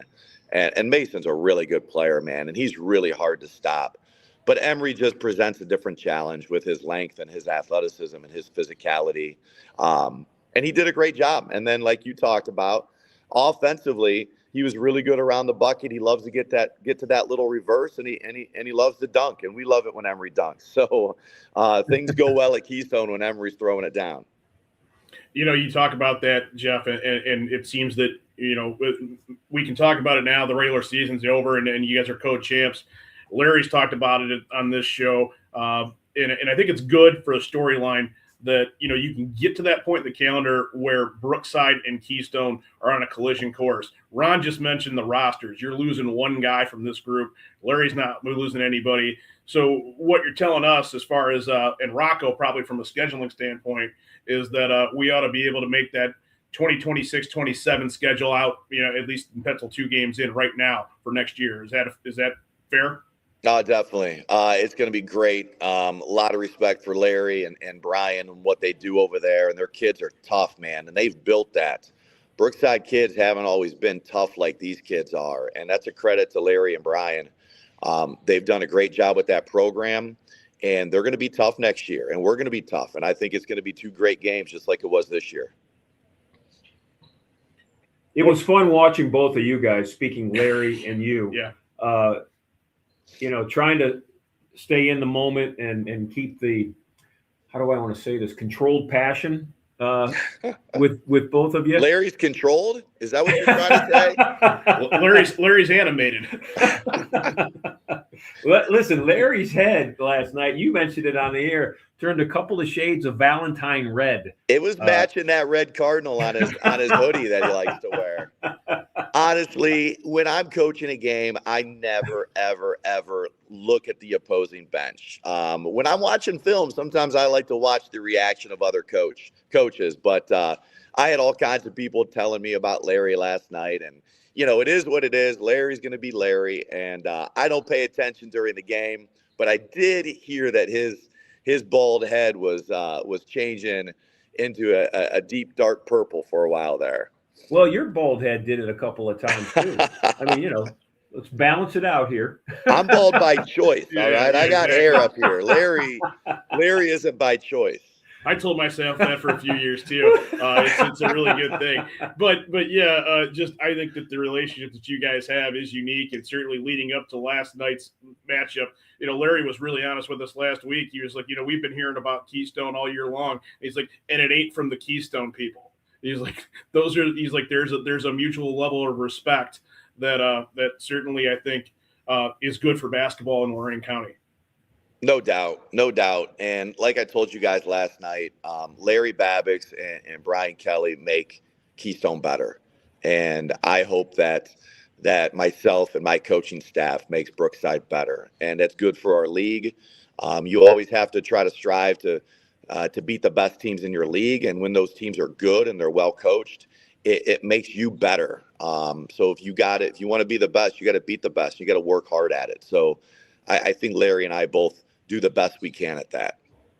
Jeff, you triggered a memory for me. If we could go over the 10 o'clock, which we already are. Yep. Okay? Heck yeah, let's go over. I'll talk all morning to you guys. That's when we put you at 9:50, Coach. So we knew we had a chance here. When you mentioned that Brookside and Larry and Brian make Keystone better, a couple of years ago, I happened to have an audience with Jim Tressel, the Ohio State head football coach, retired at the time. But Jim and I I was at Youngstown State. He was driving me around in a Gator, one of those 4-wheelers called a Gator, and he's showing me campus. And I said, Coach Tressel, I said, thank goodness this is a Gator and not a Wolverine. And he looked at me and he goes, you know what, Ron? He goes, if it wasn't for Michigan, Ohio State wouldn't be what it is. He said, Michigan makes us better. And you just said almost exactly the same thing, just obviously changing the names of the schools and the sports teams. But it's true. You've got to respect your opponent. You've got to recognize that opponent, that big rival, whomever it is, wherever it is, and whenever it is, makes you better, right? Correct. Yeah. Like the way I used to coach, we didn't guard the 3-point line the way we guard it now. And that's an adjustment that we had to make to be able to beat Brookside. And now there's so many other teams out there that play that type of style. And now Keystone defensively, we've adjusted and we would not be able to beat Brookside with some of my previous teams because we just didn't guard the line as well as we do right now. But we've had to change our philosophy in a lot of different ways to try to match what they do, and it's made us better, no doubt. Jeff, before we let you go, certainly you guys wrap up the regular season. You're co-champs. Things have gone pretty much the way that I think you'd want them to. You kept the scrimmage in the back pocket, and so did Pat Bray over at Amherst. I know there's going to be a big layoff for Amherst. Casey Wolf kind of explained a couple of things during a commercial break about how their scheduling came to be. It wasn't by design, but you guys are going to – Pat made it seem like you guys are going to go at each other. It's not a game, but it's full go when you guys meet up. Yeah, we got Westlake coming out too, and it'll be great. I'm excited. Just work on some situations, and we just don't get great looks in practice. We just don't have the depth to go, varsity against varsity. So it'll be really good. We have a little bit of a layoff, but I'm okay. I'm excited for the tournament. We have our draw tomorrow. So we'll know who we're going to play. We can work on some different things, and that's why we save those scrimmages. And we're excited with our draw tomorrow and put our name on the line and roll the dice and see what happens. So we're really excited about the end of our season. Well, Jeff, good luck in the draw. Certainly, congratulations on being co-champs of the Lorain County League and finishing your regular season on a high note last night. It was very special for us to be on hand. And thanks again for the pizza. Thank you for the pizza. Gary Pelter, thanks you for the pizza. That's going to go a long way at the Peltomania household. He's going to be able to make. He's going to be able to make a couple. It's going to be breakfast. He'll eat it when he gets home tonight. Certainly, what you're doing for guys with our organization, unbelievable in terms of fighting inflation at the grocery store because we're able to get a couple meals courtesy of the Wildcats. Well, when you guys are figuring out your tournament schedule, just remember, you take a Keystone game, you're going to be well fed. So don't forget about us. Listen, I will go anywhere I am fed. That is fantastic. I can vouch for that, and I can get on board with that. Jeff, thanks for taking some time this morning. Busy day for you. Go ahead and enjoy the win, but get back to work over there this morning too. Coach Morgan, I don't know if he's equipped to handle this for more than 15, 20 minutes. It sounds like it's straight chaos in there right now, so I better get in there and see what's going on. Always good to catch up with you on a Saturday. Thanks a lot, and have a good week of practice, and excited for Westlake and Amherst, and you'll see somebody that's not in a purple and white uniform for a couple of days. Nah, it'll be nice. And thanks, guys. Thanks for coming last night. Thanks for having me this morning. Appreciate you guys. Our pleasure. Jeff Holzhauer with the Keystone Wildcats celebrating another conference championship back-to-back. They're flag bearers in terms of, when you talk about the Lorain County League, those two schools. Yeah. So, it's pretty impressive. We're going to take a quick time out. We've got some scores to get to, and then we're going to jump into SWC action. Mike Fitch got a win last night over a rival, Avon Lake, swept the season series. We'll get his thoughts on that game and some more. Stick around. It's the Nick Abraham Saturday Sports Wrap-Up Show online at WEOL.com and on the Chronicle Telegram YouTube channel. Nick Abraham Elyria Ford is proud to once again be a part of the Cleveland Auto Show, running February 20th through March 1st at the IX Center. Check out the latest models, explore new technology, and find the perfect ride that suits your lifestyle. Love what you see at the show? Head over to Nick Abraham Elyria Ford for special deals you don't want to miss. From the show floor to the showroom, your next ride awaits at Nick Abraham Elyria Ford at the corner of Route 57 and East Broad Street in Elyria. Hi, Tim Elkhorn, Cavs radio voice. Recently, we had some trees removed. So again, singing the praises of EcoTree Services. In a few hours, EcoTree had removed the unsightly trees, cleaned the debris, and opened the area for a new fence. I can't say enough good things about the people at EcoTree. I've used them several times, always thrilled with their work. If you have trees that require pruning or need to be removed, contact EcoTree, a local business that deserves your business. They've earned mine. Go to ecotreeservices.com. Lorraine Medina Rural Electric offers a quick and easy way to pay bills online, monitor your daily electric use, and receive updates from your cooperative through SmartHub. Members can sign up for this service at www.lmre.org or contact the LMRE office at 440-647-2133 for more information. Lorain County Community College is where you'll lock in your future success. We've helped thousands of people just like you match skills and experience with a career. We can help you train for a career that is in demand right now. You can even work in your field while taking classes. LCCC will get you prepared, get you credentialed, and get you working. Lorain County Community College. Your goals, your career, your future. Enroll today.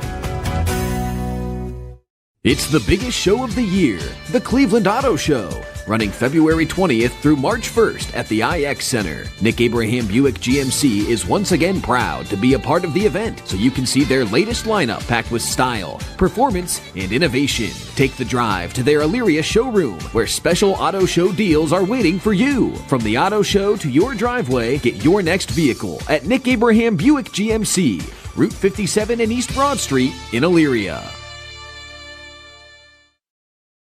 Hey, welcome back into the Nick Abraham Saturday Sports Wrap-Up Show. Officially hour number 2 underway. Jared Kozar along with Ron Yantz. And before we get to Mike Fitch with the Avon Eagles, scores from last night, Ron, get us all squared away with Lorain County League. In the LC8, we talked about it a lot this morning. Keystone knocked off Brookside 67-62. Great game for a co-championship for the Wildcats along with the Cardinals of Brookside. Oberlin beat Wellington 57-51. We had Kurt Russell on in the 9 o'clock hour talking about the rise of the Phoenix. Black River beats Columbia 69-52, and Firelands knocks off Clearview last night to beat the Clips 58-35. SWC action, Avon winner over Avon Lake 74-47. Mike Fitch coming up just as fast as we can read these scores. Berea Mid-Park knocks off Elyria 75-64. Amherst with a win over Ridgeville. They're bouncing back 68-59. Pat Bray in the comments victors last night. Olmsted Falls atop that Southwestern Conference 64-52 winners over Midview yesterday evening. Ron, elsewhere. And Lorain Titans took one on the chin last night. The Bees of Medina beat them 65-42. Elyria Catholic lost a key matchup with Benedictine 61-51. And Open Door knocked off Lake Ridge 62-47 that final. This afternoon in girls basketball, an abbreviated slate. It'll be Padua at EC. Elyria makes the trip over to Brookside, and Fairview visiting Amherst. That's the look at girls basketball action this afternoon. Ron, we're going to be loaded with SWC wrestling over at Midview. Yeah, about 2 o'clock. We talked to Scott Sedlick, the defending Southwestern Conference champion head coach of the Shoremen, just maybe a half hour ago, and he thought that championship final, Matt, which we're going to broadcast here on the Chronicle Telegram YouTube page, was going to probably start about 2 o'clock. Wrestling started at 10.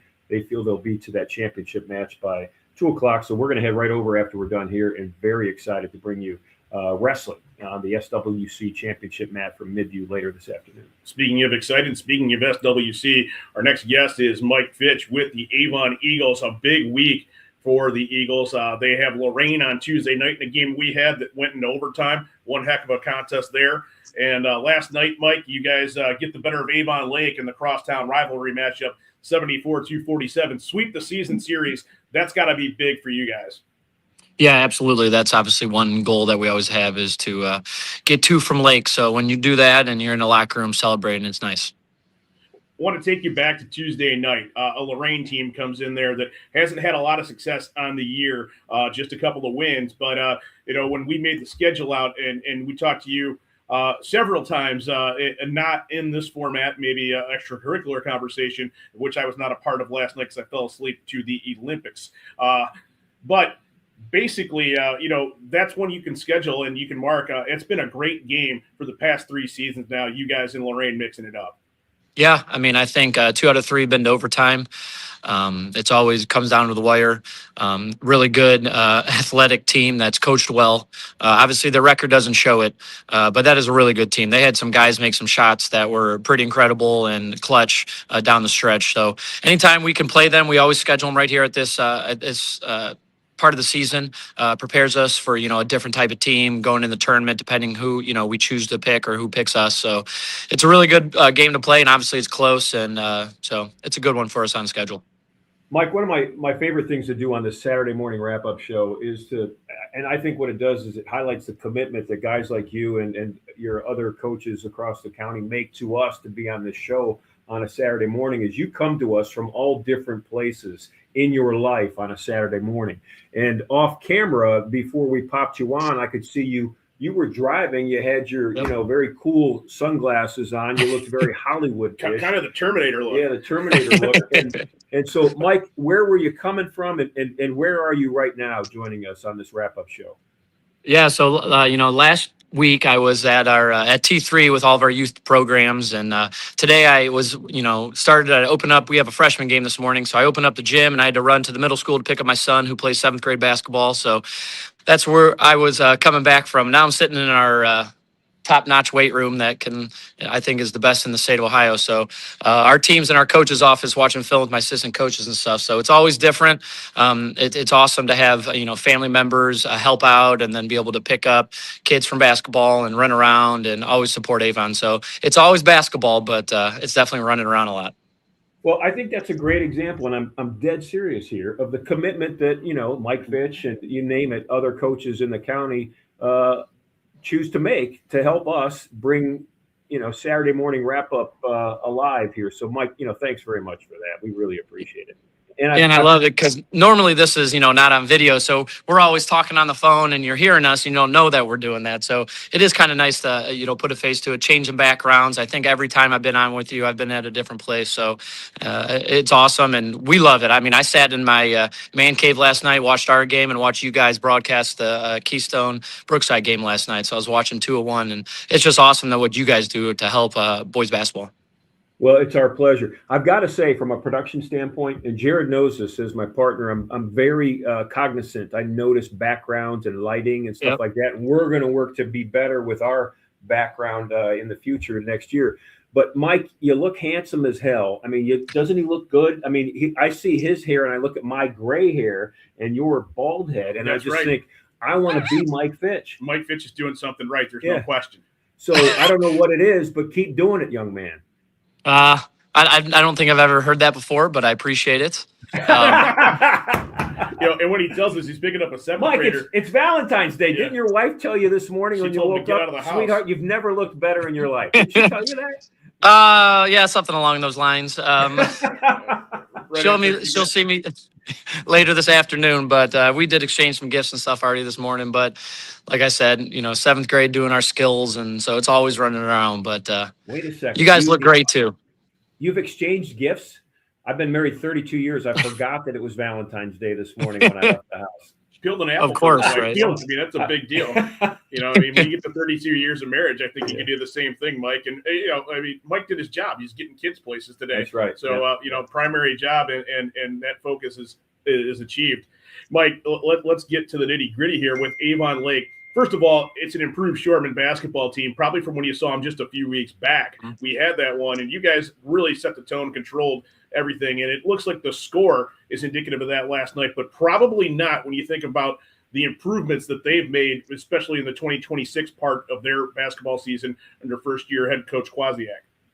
Yeah, I mean, obviously, watching tons of film and seeing what they've done, we didn't even know what he would do with these guys and what they'd play and, trying to get a feel for different coaches. So obviously watching a lot of film, they've improved like crazy. Sadly, their leading scorer didn't play last night. He didn't play Tuesday night either with a concussion. So hopefully he gets better and never want anything to happen to kids. But I always like playing against when they're a full squad and have everybody. But obviously if they're not, we changed our game plan a little bit. We could pressure the ball a lot more. They did a really good job handling it. They got to the free throw line early, and then we were able to, I think. James Brady at the paper said we caused 16 turnovers that led to 25 points. So obviously that was a big thing to kind of stretch that lead in the second and third quarter. Our colleague Jim Brady does a great job, and glad he was covering you last night. Mike, when you think about it this way, you opened up your comments saying, hey, we took 2 from Lake. We like to do that. When you're in a situation where you don't necessarily figure prominently into the conference race with just a few games left, is it something where you look at that and say, well, this is a pretty decent consolation prize if we could take 2 from the rival and it keeps everybody else focused on the task at hand? Yeah, if you look at it, we've won 6 in a row, and we were at one point lost 3 in a row. Once we lost those 3 conference games in a row, that was kind of out the window, the conference. So we kind of changed our mindset. We took 1 game at a time. I think I said this a couple weeks ago that we, checking off the wins 1 game at a time, and then just to set the postseason goal. With we're really looking forward to the tournament draw. I know, like Jeff said, theirs is tomorrow. Ours is next week. We still have 2 more games before that happens, but obviously that's our focus. We want to be playing our best basketball going into the tournament, and obviously you go into a place that's really hard to play at Avon Lake and be able to handle business with the big crowd. They had senior night for their dance and cheerleaders, so there's a lot of people there, and to be able to come ready to go with energized, that's a big goal of ours. Mike, when we would talk to opposing coaches about playing Avon as this season has gone through, the fall, the winter, and now into middle of February, one of the things that always came up top of the list was the physicality of your basketball team. Is that still maybe the greatest strength of Avon going into the tournament, or have you evolved in different ways? We are physical. We want to get up in you, and we are physical. Obviously, sit in the background in the weight room. That's a big part of Avon sports in general. But I think we're definitely a little more finesse this year. We got a lot of basketball-only guys. We're long, so I think our length is maybe what causes physicality. I don't know if that makes any sense, but when you're in passing lanes, it shows physicality. We got a sophomore back finally. He played a little bit Tuesday. He played a lot last night. That is 6'5", and he's long. So to get Holden back was huge for us, and just to kind of get him back in the rotation adds even more length. So now we're replacing one 6'5" guy with another 6'5" guy. It's pretty awesome to be able to have that off the bench. Mike, when you have length on the perimeter, defense-wise, when you've got length defensively on the perimeter, it changes the game, doesn't it, for the opponent? Absolutely. It's hard to make passes. It's hard to get shots up. We block a lot of shots. And we also, we have length on the perimeter and you have length inside. We've always struggled in the past when a team has a big in the middle to protect the paint. So we have that with Sam Griffiths. He does a really good job. He's leading our team in blocks. But then when you have a couple guys that are really long on the outside, that even adds to it. It cuts down passing lanes. It cuts down the gaps. And it also makes it makes up for some mistakes you make defensively. Coach, you mentioned Sam Griffiths, and I'm glad you did. I want to give a shout-out to one of our guys here, Rocco Nushi. Cut up a great highlight from Tuesday, and it's sort of a compilation of what Sam did in that game against Lorraine. You talk about a difference maker. There's a guy that could just stuff it inside. He had a jam that was on Rocco's highlight, but just a few seconds later, he was out there for a transition 3. And you think they're like, geez, what's in this guy's skill set that a team has to worry about in terms of matchup? Yeah, that's pretty amazing. After that happened, I leaned to my coaching staff, said, I don't think we've ever had a tip dunk. First off, he's had 2 this year. So I think that's the first 2. And then to follow in a transition 3 is pretty amazing. And to only be a sophomore and to play freshman basketball last year just shows the work he's put in and the time he's dedicated to basketball. He's a 3-sport athlete. He was the starter for the varsity golf team. He obviously starts for us. And in the spring, he's going to be playing baseball for the varsity team. So that takes a lot of commitment, a lot of time, but he's bought into it. He believes in himself, and it's awesome to have a player like that to see the growth, and then obviously the sky's the limit for him as well. Mike, last night, what did you and Kevin do after the game? Your cousin, Kevin Fitch. Well, it was funny. We share a lot of texts beforehand, back and forth, and during the freshman game, I'm sitting next to him, and their freshman pulled out a one-point victory from us, and it seemed like it was a Super Bowl for Lake, but that's what it's like, right? When you win, it's huge. So sitting next to him, and I asked him, I go, the Super Bowl's over? But he's just getting a shot in right now. Right? Yeah. No, but that's the rivalry. It happens in freshman games. We walk in, in the middle of the second quarter, and the gym's so loud. That doesn't happen in regular freshman games. So it's a special atmosphere for our kids to play and to get used to that. He's an awesome guy. He's my neighbor.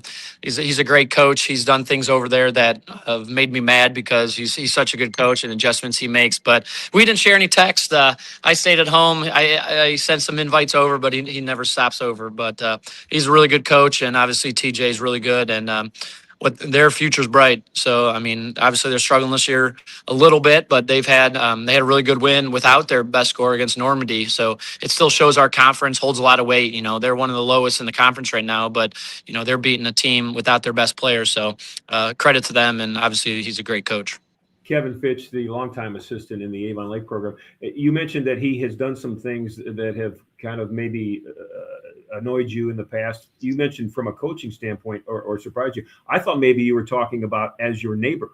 Like, that's just when his dog wanders on my property, and then I got to pick it up. You know, he'll throw some trash over or do some stuff, but. I can only imagine the holiday season gets to be really, really interesting in and amongst the Fitches. And there's like 800 Fitches, by the way, in Lorain County. we've got to know a lot of them over the years. Yeah, we got 9 houses in a row right on where we all live. So it's pretty special. You know, his wife and 2 kids, and his 2 kids go to Avon. His daughter plays for Avon basketball. So they're walking in. I always give them a hard time. What side you sitting on? My aunt and uncle are behind us. His parents, my mom and dad are sitting next to them. So it's a pretty special atmosphere when, you know, we play each other, and obviously it's respect both ways. Well, really, when you think about it, our introduction to your family started, probably about, 40 plus years ago, not that I was around at the station at the time, but, Bill Fitch, the official, certainly, great career in terms of what he did and what he's meant to sports in Lorain County, but a long-time basketball official. And then it was sort of explained to us throughout the years that, guys in my family between, my son, nephew, and, everybody's coming up and they're going to be coaches. And it's one of those things that maybe you hear that from somebody and, this is in 2003 and you're like, well, great. When's that going to happen? And all that's come to fruition now. And it's pretty special. Yeah, I mean, it's awesome. I mean, that's my Uncle Bill that you're talking about. He's sitting right behind us. You know, I was sitting next to him talking during the JV game, and my dad comes in because my son played. I wasn't able to watch his game live. I watched it on phone, but it's pretty special. Kevin was my JV coach when I was a freshman in high school. Then he moved over to go up north. But so it's pretty special. Obviously, I've learned a lot from him, and it is cool to, have that. And like you said, that actually come true and have some, coaches in our area. It's pretty awesome. Well, we thank you for the time this morning, Mike. Glad we were able to hook up to get that figured out. Sorry that I didn't do my part on that one last night. We'll get better. Like Ron said, the product's improving. So is the way that we communicate. We'll make sure that we get on track. Don't you worry. Yeah, I appreciate it. And I'm looking forward to that background next year to see what's going to be. Yeah, Ron's in charge of that. Yeah, exactly. We're both looking. Yeah, Ron's going to take up some residency here in the upstairs at the Chronicle Telegram, and he's going to get us in order real fast. We don't have a choice. He's the taskmaster. Mike, I appreciate it. Yeah, and shout out to Ron on the article he did on my grandpa who passed away, about 6 months ago. But if you haven't read that article, it's pretty awesome. It's a good history lesson. I appreciate that, Ron. My pleasure. Thanks for the opportunity to sit down with your grandpa. Truly, living history. Mike, good catching up with you. Good luck the rest of the way out. And here's hoping we catch up with you again on a Saturday real soon. All right. Thanks, guys. I appreciate it. Mike Fitch with the Avon Eagles coming off of a win over Avon Lake. They sweep the season series. It's a pretty good win for them. It's a pretty good stretch of Avon basketball. He mentioned they lost 3. Now they've won 6 in a row. So they're kind of going streaky, but they're going in the right direction. And it's the time to go in the right direction. Certainly there is that as postseason horizon is upon us. We'll take a break, and on the other side of that, we're going to wait to connect with the voice of the Cavaliers, Tim Alcorn. Kind of some special things going on while he has a little bit of a break with the All-Star break. The Cavs have certainly gone over a little bit of a transition roster-wise. He's got some time to recap that as far as personnel moves. And you and Tim took part in a special event over at Midview, and his thoughts and your thoughts on that. It'll be a little bit longer segment so we can cover both of those topics. But stick around. It's the Nick Abraham Saturday Sports Wrap-Up Show. Jared Kozar along with Ron Yance, soon to be joined by Tim Alcorn on the other side of the break. Nick Abraham Elyria Ford is proud to once again be a part of the Cleveland Auto Show, running February 20th through March 1st at the IX Center. Check out the latest models, explore new technology, and find the perfect ride that suits your lifestyle. Love what you see at the show? Head over to Nick Abraham Elyria Ford for special deals you don't want to miss. From the show floor to the showroom, your next ride awaits at Nick Abraham Elyria Ford at the corner of Route 57 and East Broad Street in Elyria. Lorain County Community College is where you'll lock in your future success. LCCC will get you prepared, get you credentialed, and get you working. Lorain County Community College. Your goals, your career, your future. Enroll today. Lorain Medina Rural Electric offers a quick and easy way to pay bills online, monitor your daily electric use, and receive updates from your cooperative through SmartHub. Members can sign up for this service at www.lmre.org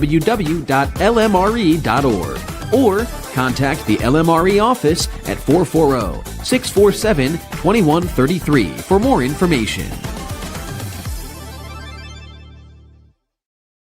And we welcome you back into the Nick Abraham Saturday Sports Wrap-Up Show. Jared Kozar along with Ron Johnson, now joined by the voice of the Cavaliers, our friend, former colleague Tim Alcorn joins us from his basketball bunker, as you can see with the logo adorned behind him, the Cleveland Cavaliers. Tim, first off, welcome back to the area. West Coast trip, you and I hadn't really talked in a while, and a very productive West Coast trip for the Cavaliers as they come back from that 4-1 and they pick up right where they left off when they return home Wednesday evening with a comfortable win over the Wizards. So the new look Cavs, really firing all cylinders right now. Yeah, that's the truth, Jared. 5 straight wins and 10 of their last 11.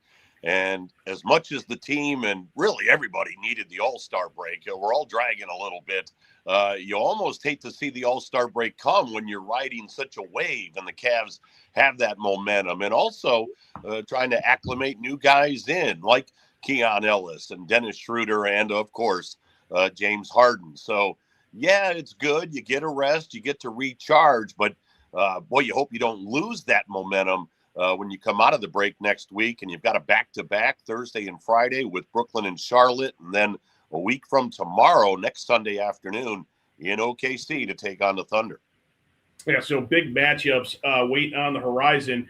Certainly when we talk about the Cavaliers, and you mentioned a little bit of a different look when they returned home on Wednesday with some new personnel. And I think that certainly we can talk about the Harden deal and the fact that he's come in and made an immediate impact, but it doesn't just stop with the acquisition of James Harden. The Cavaliers work to acquire guys that could really help them provide a spark off the bench and do some things maybe from I don't want to say toughness standpoint, because I think that term gets maybe overused in terms of what you don't have, and people criticizing the Cavs maybe in years past and even earlier this season to say they don't have that toughness. Well, you can't say that anymore with the acquisition of Ellis. And of course, everybody I think that has watched Dennis Schroeder play basketball can't stand him unless he's on your team.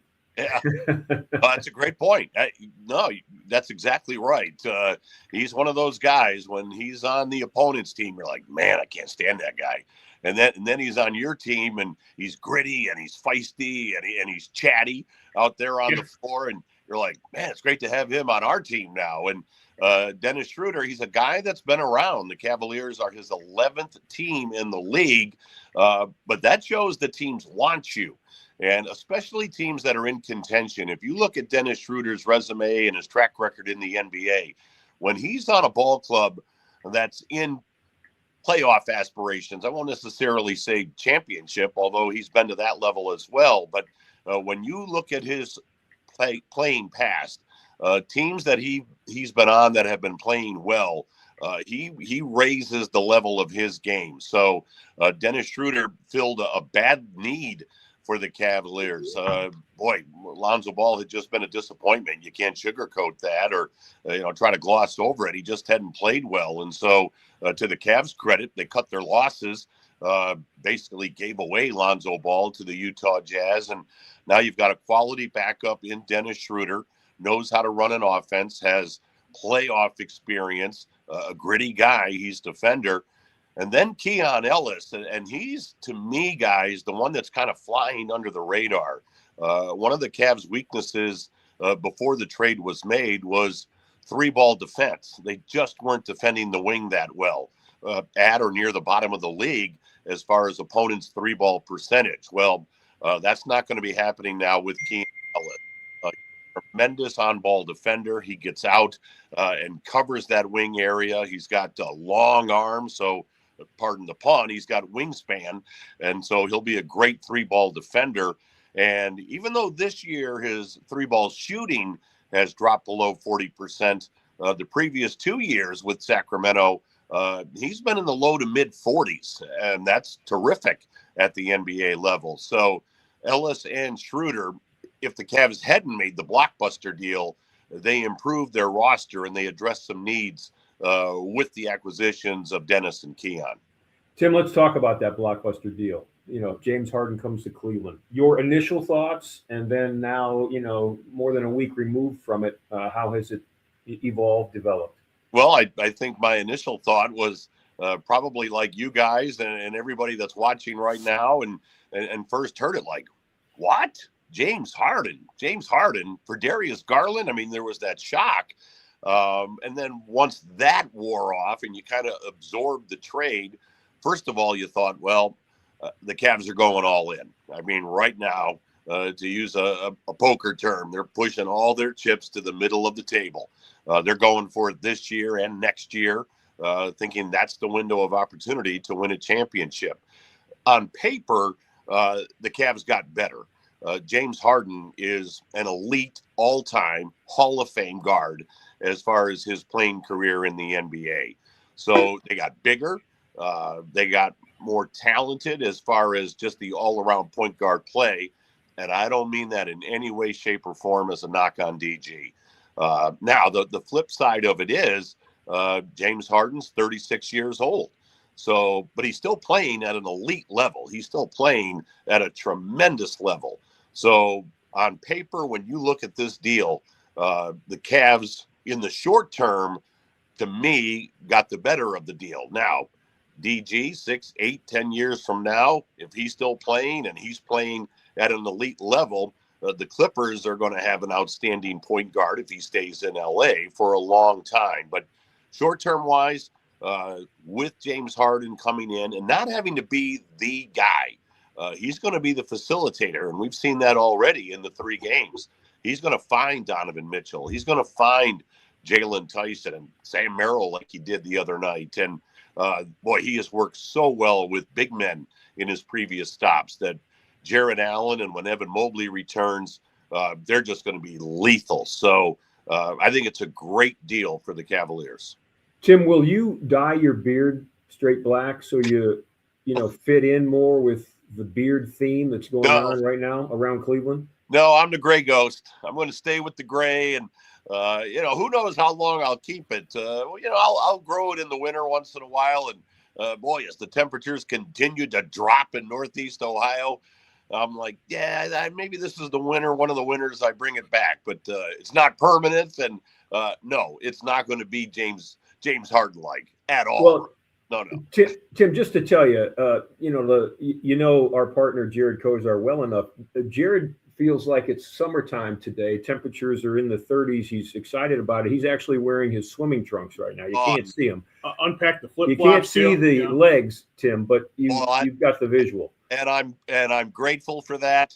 I've seen the legs when we've gone out and done some softball and baseball diamond duels, and I don't need to see them in February. I don't want. All of America's better for it. There were a lot of times on a Saturday where Tim would show up and say, you're on a dress code. You're going to have to go back home and change. I can't allow this to happen. I was at a bit of an advantage because he couldn't just send me home at that time. It had been like a half-hour transit back and forth. So he let me slide a couple of times. And, just like anything with me, you give me an inch and I'm going to take a mile. And that's kind of what happened over the course of our working relationship here when Tim was calling the shots. So sorry about that. Your tutelage did not impact me in a positive way in terms of suggesting how I needed to grow up a bit. Switching gears back to basketball, Tim. immediately when the trigger gets pulled and the deal is made, there's a little bit of up in arms about, well, now that this isn't the youth movement anymore. And I immediately pivoted and said, absolutely, it's still the youth movement. It's the youth movement with veteran leadership now and just a new makeup. But to me, this really marks the beginning of the Jalen Tyson era in terms of opportunity for that young man to play. And they've got a diamond in Jalen Tyson. I really believe that. He can guard three positions. We talked about edge, toughness, grittiness. He brings that. And quite frankly, I did not know that he was this explosive of an outside shooter until earlier this season. Well, I don't think the Cavaliers knew that either. I think Jalen Tyson's ascension this year has been stunning to the Cavalier coaching staff, and that's in a good way. Not that they didn't expect improvement from year one to year two, but boy, the rapid ascension that he has made, I think has surprised the coaches. But Jalen Tyson, listen, he's a guy that has a lot of confidence, and he wears it on his sleeve. And he worked extremely hard during the offseason.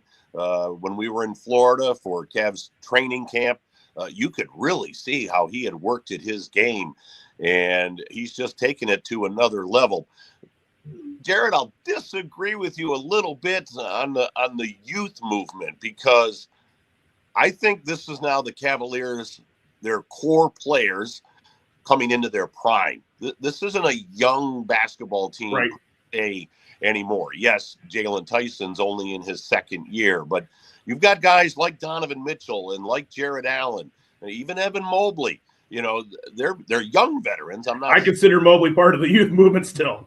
Right, but you're right. Yeah, but you forget how long he's been in the NBA. These guys come in at 19, 20 years old, and you're thinking, oh, they're 24. It's still a youth movement, but they've got a lot of mileage, you know, on their NBA tires per se. So I think that's what prompted, and not that I'm speaking for Kobe Altman or general manager Mike Gansey, but I think that's what prompted them to say this window, as far as these guys in their prime, is only going to be open for so long. And when I mentioned about pushing their chips in, I think that's why the Harden deal was made. Now, they still have some outstanding young talent, like a Jalen Tyson, like a Sam Merrill, a Craig Porter Jr., but the guys that they're really going to be counting on as you get into April and May, and hey, I think now they're shooting for June in an NBA Finals appearance. Those guys are entering their prime years, and we've all been around sports long enough. Those prime years, that window suddenly shrinks in a hurry, and I think the Cavaliers understand that. And with guys like Mitchell and Mobley and Allen in those prime years now, they're going for a title. So, Tim, in that window, as you very accurately pointed out, it's a tiny thing, and a lot of things have to happen in order to take advantage of the window. In your mind right now, what's maybe one of the things of paramount, things of most importance that has to happen, has to develop, has to evolve with this current roster in this small window to maybe win an NBA championship? Yeah, that's a great question, Ron. Well, first of all, I'm comfortable with the fact that James Harden does not have to be the guy. I think that's a good thing. Listen, his resume is well known insofar as closeout games he struggled and so forth. But the Cavs aren't going to be counting on James Harden to carry them, you know, in that critical game 6 or game 7 or whatever the case may be. It's Donovan Mitchell. This is Donovan Mitchell's team. He's going to be the guy. And Harden has been brought in, as Jared mentioned earlier, veteran leadership, facilitate the basketball. Sure, he's going to get some points just by drawing fouls. James Harden gets points, but he's not going to be the guy. So I think number one, that's paramount. Number two, Evan Mobley, I think, is going to have to develop more at the offensive end. And I think James Harden, again, is going to help with that. And I think Kobe and Mike Gansey recognize that Harden is a guy that can really work with Evan Mobley. He's worked with big guys in the past. So I don't know if roster-wise there's anything that needs to be tweaked. I think they found their three, meaning the small forward spot, in Jalen Tyson. I think he's the three. And so when Mobley comes back, I would think, again, I'm not speaking for Kenny, I'm not speaking for anybody except myself here, but I would think Evan obviously starts, and Tyson will be your 3. And I think they have found that. So, I just think the process gets accelerated here. You've only got 27 games left. That's a third of the season to kind of get this all put together. But I think it's going to happen. I really do. Tim, you mentioned the Cavaliers executives and management in Mike Gansey and Kobe Altman. Take yourself back, maybe not yourself, but from a fan's perspective, December, things aren't going as well as they could. And then there starts to be rumblings about, well, they're in the second apron and their hands are tied. They can't make any deal. So what you have is what you have. That's it. That apparently was not the case. And, I'll applaud the management just on the ability to figure out some flexibility and get some ways to make moves in an era where it seemed that they were going to be really hard pressed to do that. They thought outside the box. I know that's an overused term, but to make those 3 roster moves faced with the challenges economically that they were going in after, that's staggering to me. Right. No, I don't think it is overused. They did think outside the box, and the creativity that they showed in massaging their way around the apron. And man, I don't want to get so deep into the weeds that our viewers and listeners are going, oh, what is he talking about? Because it's a real complicated issue as far as the aprons and the salary cap and how you can move money and so forth. To simplify it, if you're in that second apron and you want to trade a super max guy, it has to be 1-for-1, period. It has to be a super max for a super max. So that's why Garland and Harden were able to go 1-for-1. Their salaries were literally identical on supermax contracts. The other one with DeAndre Hunter, he's not a supermax guy, so that's why they were able to get a 2-for-1 there. But they also shed that salary of Lonzo Ball, so that comes off the books. So again, not getting too deep into that, but they were creative. And they were able to improve this roster. Now, they're still barely above the second apron, but we talk about Mike Gansey and Kobe Altman. Let's not leave out the guy who owns the team, the chairman, Dan Gilbert. He has said, I'm willing to write that check, the penalty to be in that second apron if it leads to a championship in June. Now, the way the Cavs were playing in December, in January, that wasn't championship basketball. We all saw it. I called it, watched it. They weren't playing at a championship level. So I'm sure there was discussions to say, hey, we'll write that check, but we got to figure out a way to make this a championship level team if we're going to write that check and pay that penalty. And again, very creatively, I think the Cavs were able to do that. Tim, you and Ron shared some time earlier this week, I believe, over at Midview High School. A pretty special event. Certainly, before we get into that, it's produced a new part-time employee for us in the form of Zach Sprague, who's come on board and done just tremendous work based on Ron's recommendation. But you guys spent some time getting back to the grassroots over at Midview High School. Yeah, we are both proud middies. My gray beard indicates I'm a little bit older than Ron.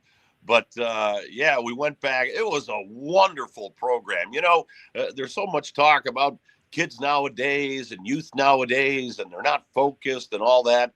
But I tell you what, you could have fooled me by the event that was held earlier this week at our alma mater over at Midview. They brought these students together along with professionals from various fields, Ron, myself, and numerous others, and sat down and had conversations with Midview students about their career goals and about their objectives and the interview process and gaining experience in fields. And Ron, I don't want to speak for you, but certainly it was very rewarding to me. I love sitting down with kids, and hats off to the school for organizing this and the program that they put together at Midview. It's part of a national program, but I just thought it was outstanding.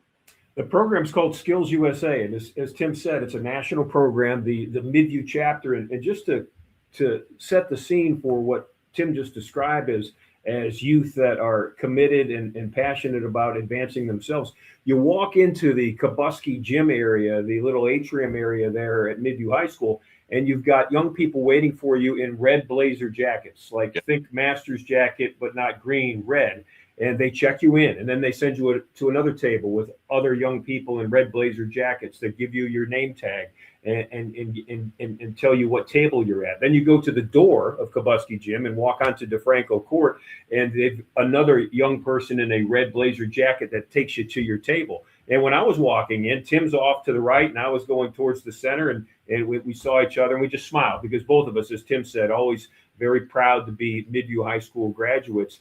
And we sat down at a table with Tim probably had a half dozen students at his, and I had about a half dozen students at mine. And obviously our two career focuses coincided. There were other, there were engineers, there were medical people, there were different, areas of professional expertise there. And I'm always impressed, Tim.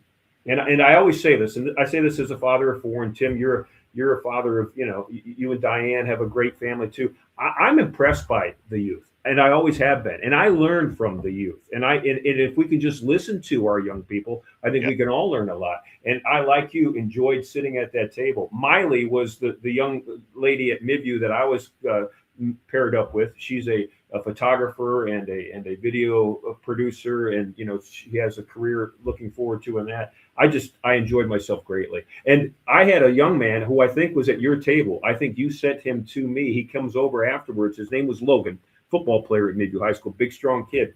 Yep. And he said, Mr. Yance, I understand that you're doing work with WEOL and the Chronicle Telegram. I said, yeah. He says, I'd really enjoy it if I could line up an internship or at least a shadowing experience. And he reached out. You're right, Tim. I mean, he walked across the gym, reached out, gave me his resume, said he wants to do that. That's initiative. That's not being afraid to walk over and blindly introduce you to somebody, introduce yourself to somebody. And I invited him to join Jared and I in the press box at Midview today when we called the Southwestern Conference Wrestling Championships. And I expect he'll be there. So it was a rewarding experience. Oh, that's awesome. Yeah, Logan was a tremendous young man. And I also was interacting with a student, Olivia, a hockey player, but a tremendous hockey player and a wonderful young lady, courteous, polite. They all asked great questions. And that's what impressed me the most, because sometimes students can be reticent. They don't want to, they don't want to make themselves be heard. And these kids, they were very respectful and very polite, but they asked great questions. They were involved in the process. And as we went through their resumes and you offer some constructive criticism or some advice, they were taking the notes, and it was just impressive. I applaud Midview for the program, and I applaud the kids who were there. I obviously, like Ron, I only basically interacted with those that were at the table that I was seated at, but it was just a great event. And Ron, I wholeheartedly agree with you. If what we saw earlier this week at Midview is representative of our youth, then I think everybody's going to be just fine with the future. Boy, I say this arrogantly as not a parent, but screen time is no substitute for eye contact and a handshake. Yep. And I think that's what our youth has to really focus on as they move forward into the professional world. Certainly, it sounds like they're in good hands, at least as far as the event you guys were a part of. Tim, before we let you go, I got to throw my guy Ron under the bus here. Ron, married for 32 years, got Stacy Yance, his lovely wife, a peeled apple for Valentine's Day. That was what she received when he left the house. What are you doing for Diane? Well, so I went out and called some high school basketball for one of our Cavalier Audioverse affiliates last night. I did the Dover New Philly game, and they were nice enough to give me a cookie and a mud pie. So I gave it to Diane this morning. I go, here's your cookie. See, that's not much better than a peeled apple. I'm just saying. I mean, Alcorn and I are in the same era. You guys are really making it look easy. I'll tell you that. Oh, it's a chocolate cookie? Yes, dear. Wow. So she's got a cookie and she's got you at home for a few more days. Peeled the apple. He did peel it. That's a big deal. Yeah. So I'm sure Stacy is just thrilled as she watches the Olympics this morning. We got Coach Dak from Black River coming up. I wonder if he's married. We'll ask him what he did for Valentine's Day for his because he's a lot younger than you and I, Tim. So he brought a winner to Black River. He may have had that flowers and and chocolates and Ron, everybody's a lot younger than you and I, my friend. Tim, thanks for joining us. Enjoy the well-deserved respite while All-Star Weekend goes along. It's not the same as I remember growing up, and maybe that's a testament to myself aging poorly. But I do have to tell you, the NBA does it better than any other sport in terms of making their stars accessible and resonating with the crowd. All-Star Weekend, whether you like the format or not, it's a tremendous showcase for the NBA. So Jalen Tyson participating last night. We'll have some Cavaliers participating in the rest of the festivities as well as the weekend goes along. Sounds great. It's always good to chat with you guys anytime on a Saturday morning. Shoot me a text. Thanks, Tim. We appreciate it. Tim Alcorn with the Cavaliers, enjoying some time off over All-Star Weekend, and caught up with Ron Yance over at Midview earlier this week for some career-focused endeavors. One more break to get in, and we'll catch up with Coach Kyle Dack with the Black River Pirates. They ensured themselves a winning season last night with a victory over Columbia. Stick around. It's the Nick Abraham Saturday Sports Wrap-Up Show. It's online at WEOL.com and also the Chronicle Telegram YouTube channel. It's the biggest show of the year, the Cleveland Auto Show, running February 20th through March 1st at the IX Center. Nick Abraham Buick GMC is once again proud to be a part of the event, so you can see their latest lineup packed with style, performance, and innovation. Take the drive to their Elyria showroom, where special auto show deals are waiting for you. From the auto show to your driveway, get your next vehicle at Nick Abraham Buick GMC, Route 57 and East Broad Street in Elyria. Hi, Tim Alcorn, radio voice of the Cavs. For several years, you've heard me talk about EcoTree Services on WEOL. Recently, I needed trees removed, so of course, I contacted EcoTree. They did an incredible job. The folks at EcoTree were timely, efficient, and the work was flawless. Take it from me. When your trees need attention or even require removal, contact EcoTree Services. Like me, you'll love their work. Find EcoTree Services online at ecotreeservices.com. We welcome you back to the Nick Abraham Saturday Sports Wrap-Up Show. Jared Kotzar along with Ron Yance. Joining us on the program now, Victoria's head coach of the Black River Pirates, Kyle Dack. Kyle, we caught up with you earlier this year, knowing that you guys were having some success over there. You joined Michael Keefe and I on the program. We welcome you back.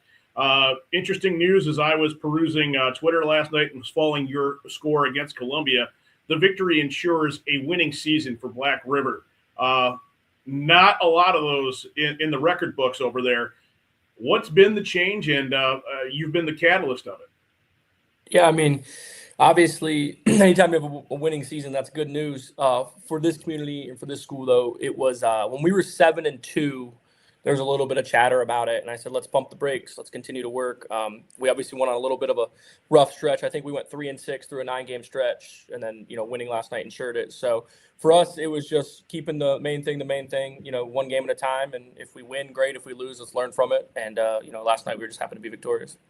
Kyle, what year is this for you at Black River High School as the leader of the basketball program? This is my first year at Black River. It is my 6th year as a varsity head coach, and it's my 13th year on a varsity bench in general. So as you step into the Pirate leadership, what are some of the foundational blocks or building spaces that you want to create there as far as boys basketball is concerned? And have you started that already? Yeah, we preach something every day. We preach effort and defense. Control the things you can control. It sounds silly, but you can't always control your shooting percentage, right? Sometimes you don't have it, but things you can't control is your effort. So we really just preach defense. I think it showed throughout the year that, we've been a pretty decent defensive team. We've had some slips. We got to play Brookside and Keystone 4 times. It's hard to defend them, but for the most part, we've played pretty good defense and kept people. I think we've kept 11 opponents under 50. So. And you mentioned that, Kyle, in terms of what you would call a little bit of a rough patch where you're 3-6. Following some of the scores of that game, I think one was an Oberlin game where you guys had a pretty big lead and let that one slip away, and the Phoenix were able to come back and I believe it was at home at Oberlin, so they got you by a few on that one. But you're in most of these games, and years past that was not the case at Black River, and I think that some people looked at that, and especially in the league, and said, well, we got a tough road, but we get to River in 2 weeks, and we'll get back on track there, and then that can change the course of our season. Nobody, I think, is going to look at you guys that way any longer. Yeah, I mean, for us to start off the year, I believe the Chronicle Telegram. I'm still new to this area, so don't quote me on. I think it's Chronicle Telegram. That was our publication. They wrote a nice article for us that we hung in the locker room that had us in 8th place. We knew we had some talent, so we were, we get it. The past is the past, and you got to write you got to make predictions based off of that. But I think the kids really bought into not wanting to be 8th place. They didn't like that article, and we just played hard, and every day was just a new challenge, whether it was offense, defense, motion, sets, who we're playing, what we're doing. But the thing that we always preach is defense and rebounding. If you do those two things, you should be in the game. So when we do those well, we're usually in the game. And you're at the point in the season where the tournament is at your doorstep. How do you feel about your basketball team right now? Is it tournament ready? Yeah, I mean, I think that we're ready for the challenge. We don't find out who we play till tomorrow. So for us, it's, what is our matchup? What are we going to do? How are we going to change things up? I say it, unfortunately, some coaches might disagree. We have 14 days off. Don't love that, but just kind of how the schedule fell this year. So we play tonight, senior night tonight against Tuslaw, and then we don't play again until the 28th. So most likely. We've heard that from most of your coaching brethren today, that they would prefer to not have that layoff. Like you said, you don't make the schedule, nothing you can do about it. You might have to get on Rob Clerico over there. He's a guy that knows quite a bit about WEOL and how we function, right? Yeah. No, I mean, I do make the schedule now. I wasn't here last year. Okay. Right. So, well, yeah, I'll get okay. Come on, don't worry. Get on them anyway. Yeah. No matter what, we're getting on them. All the love in the world for I'll always refer to him as Coach Clerico, but great guy, and certainly wise in terms of personnel moves that he's made over there since taking the reins as athletic director. With that in mind, what made this the fit for you, and knowing some of the challenges that were presented with the position, for you to say, none of that matters. This is my stamp on it.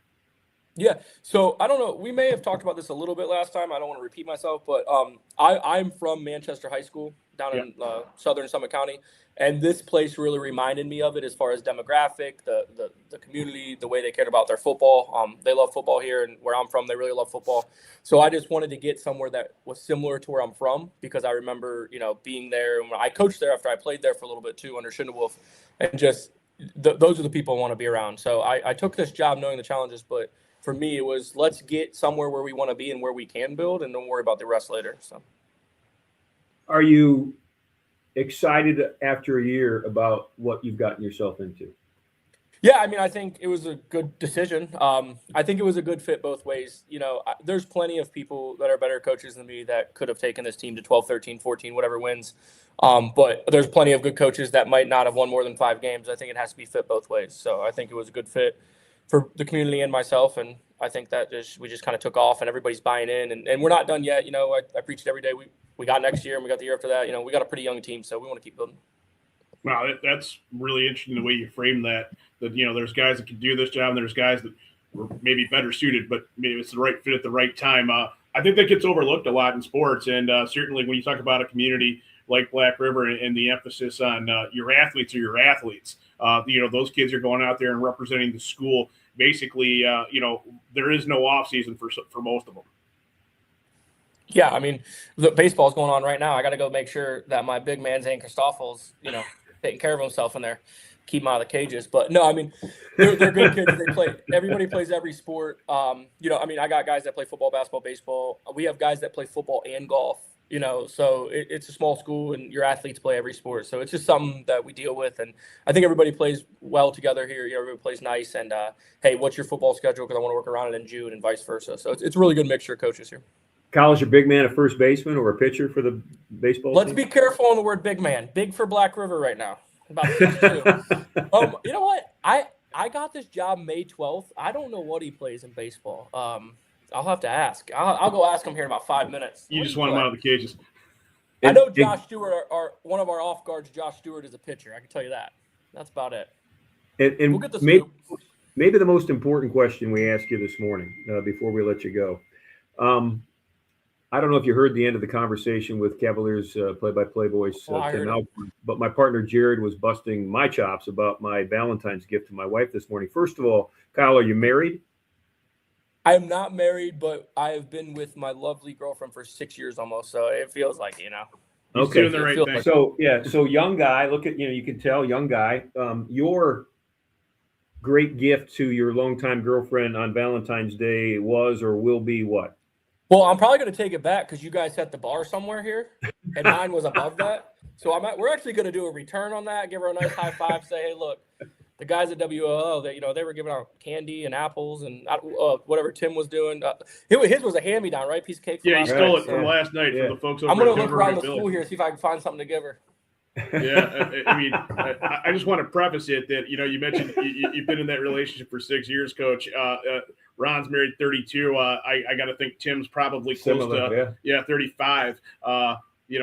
Maybe they've earned that at this point in their careers. I don't know.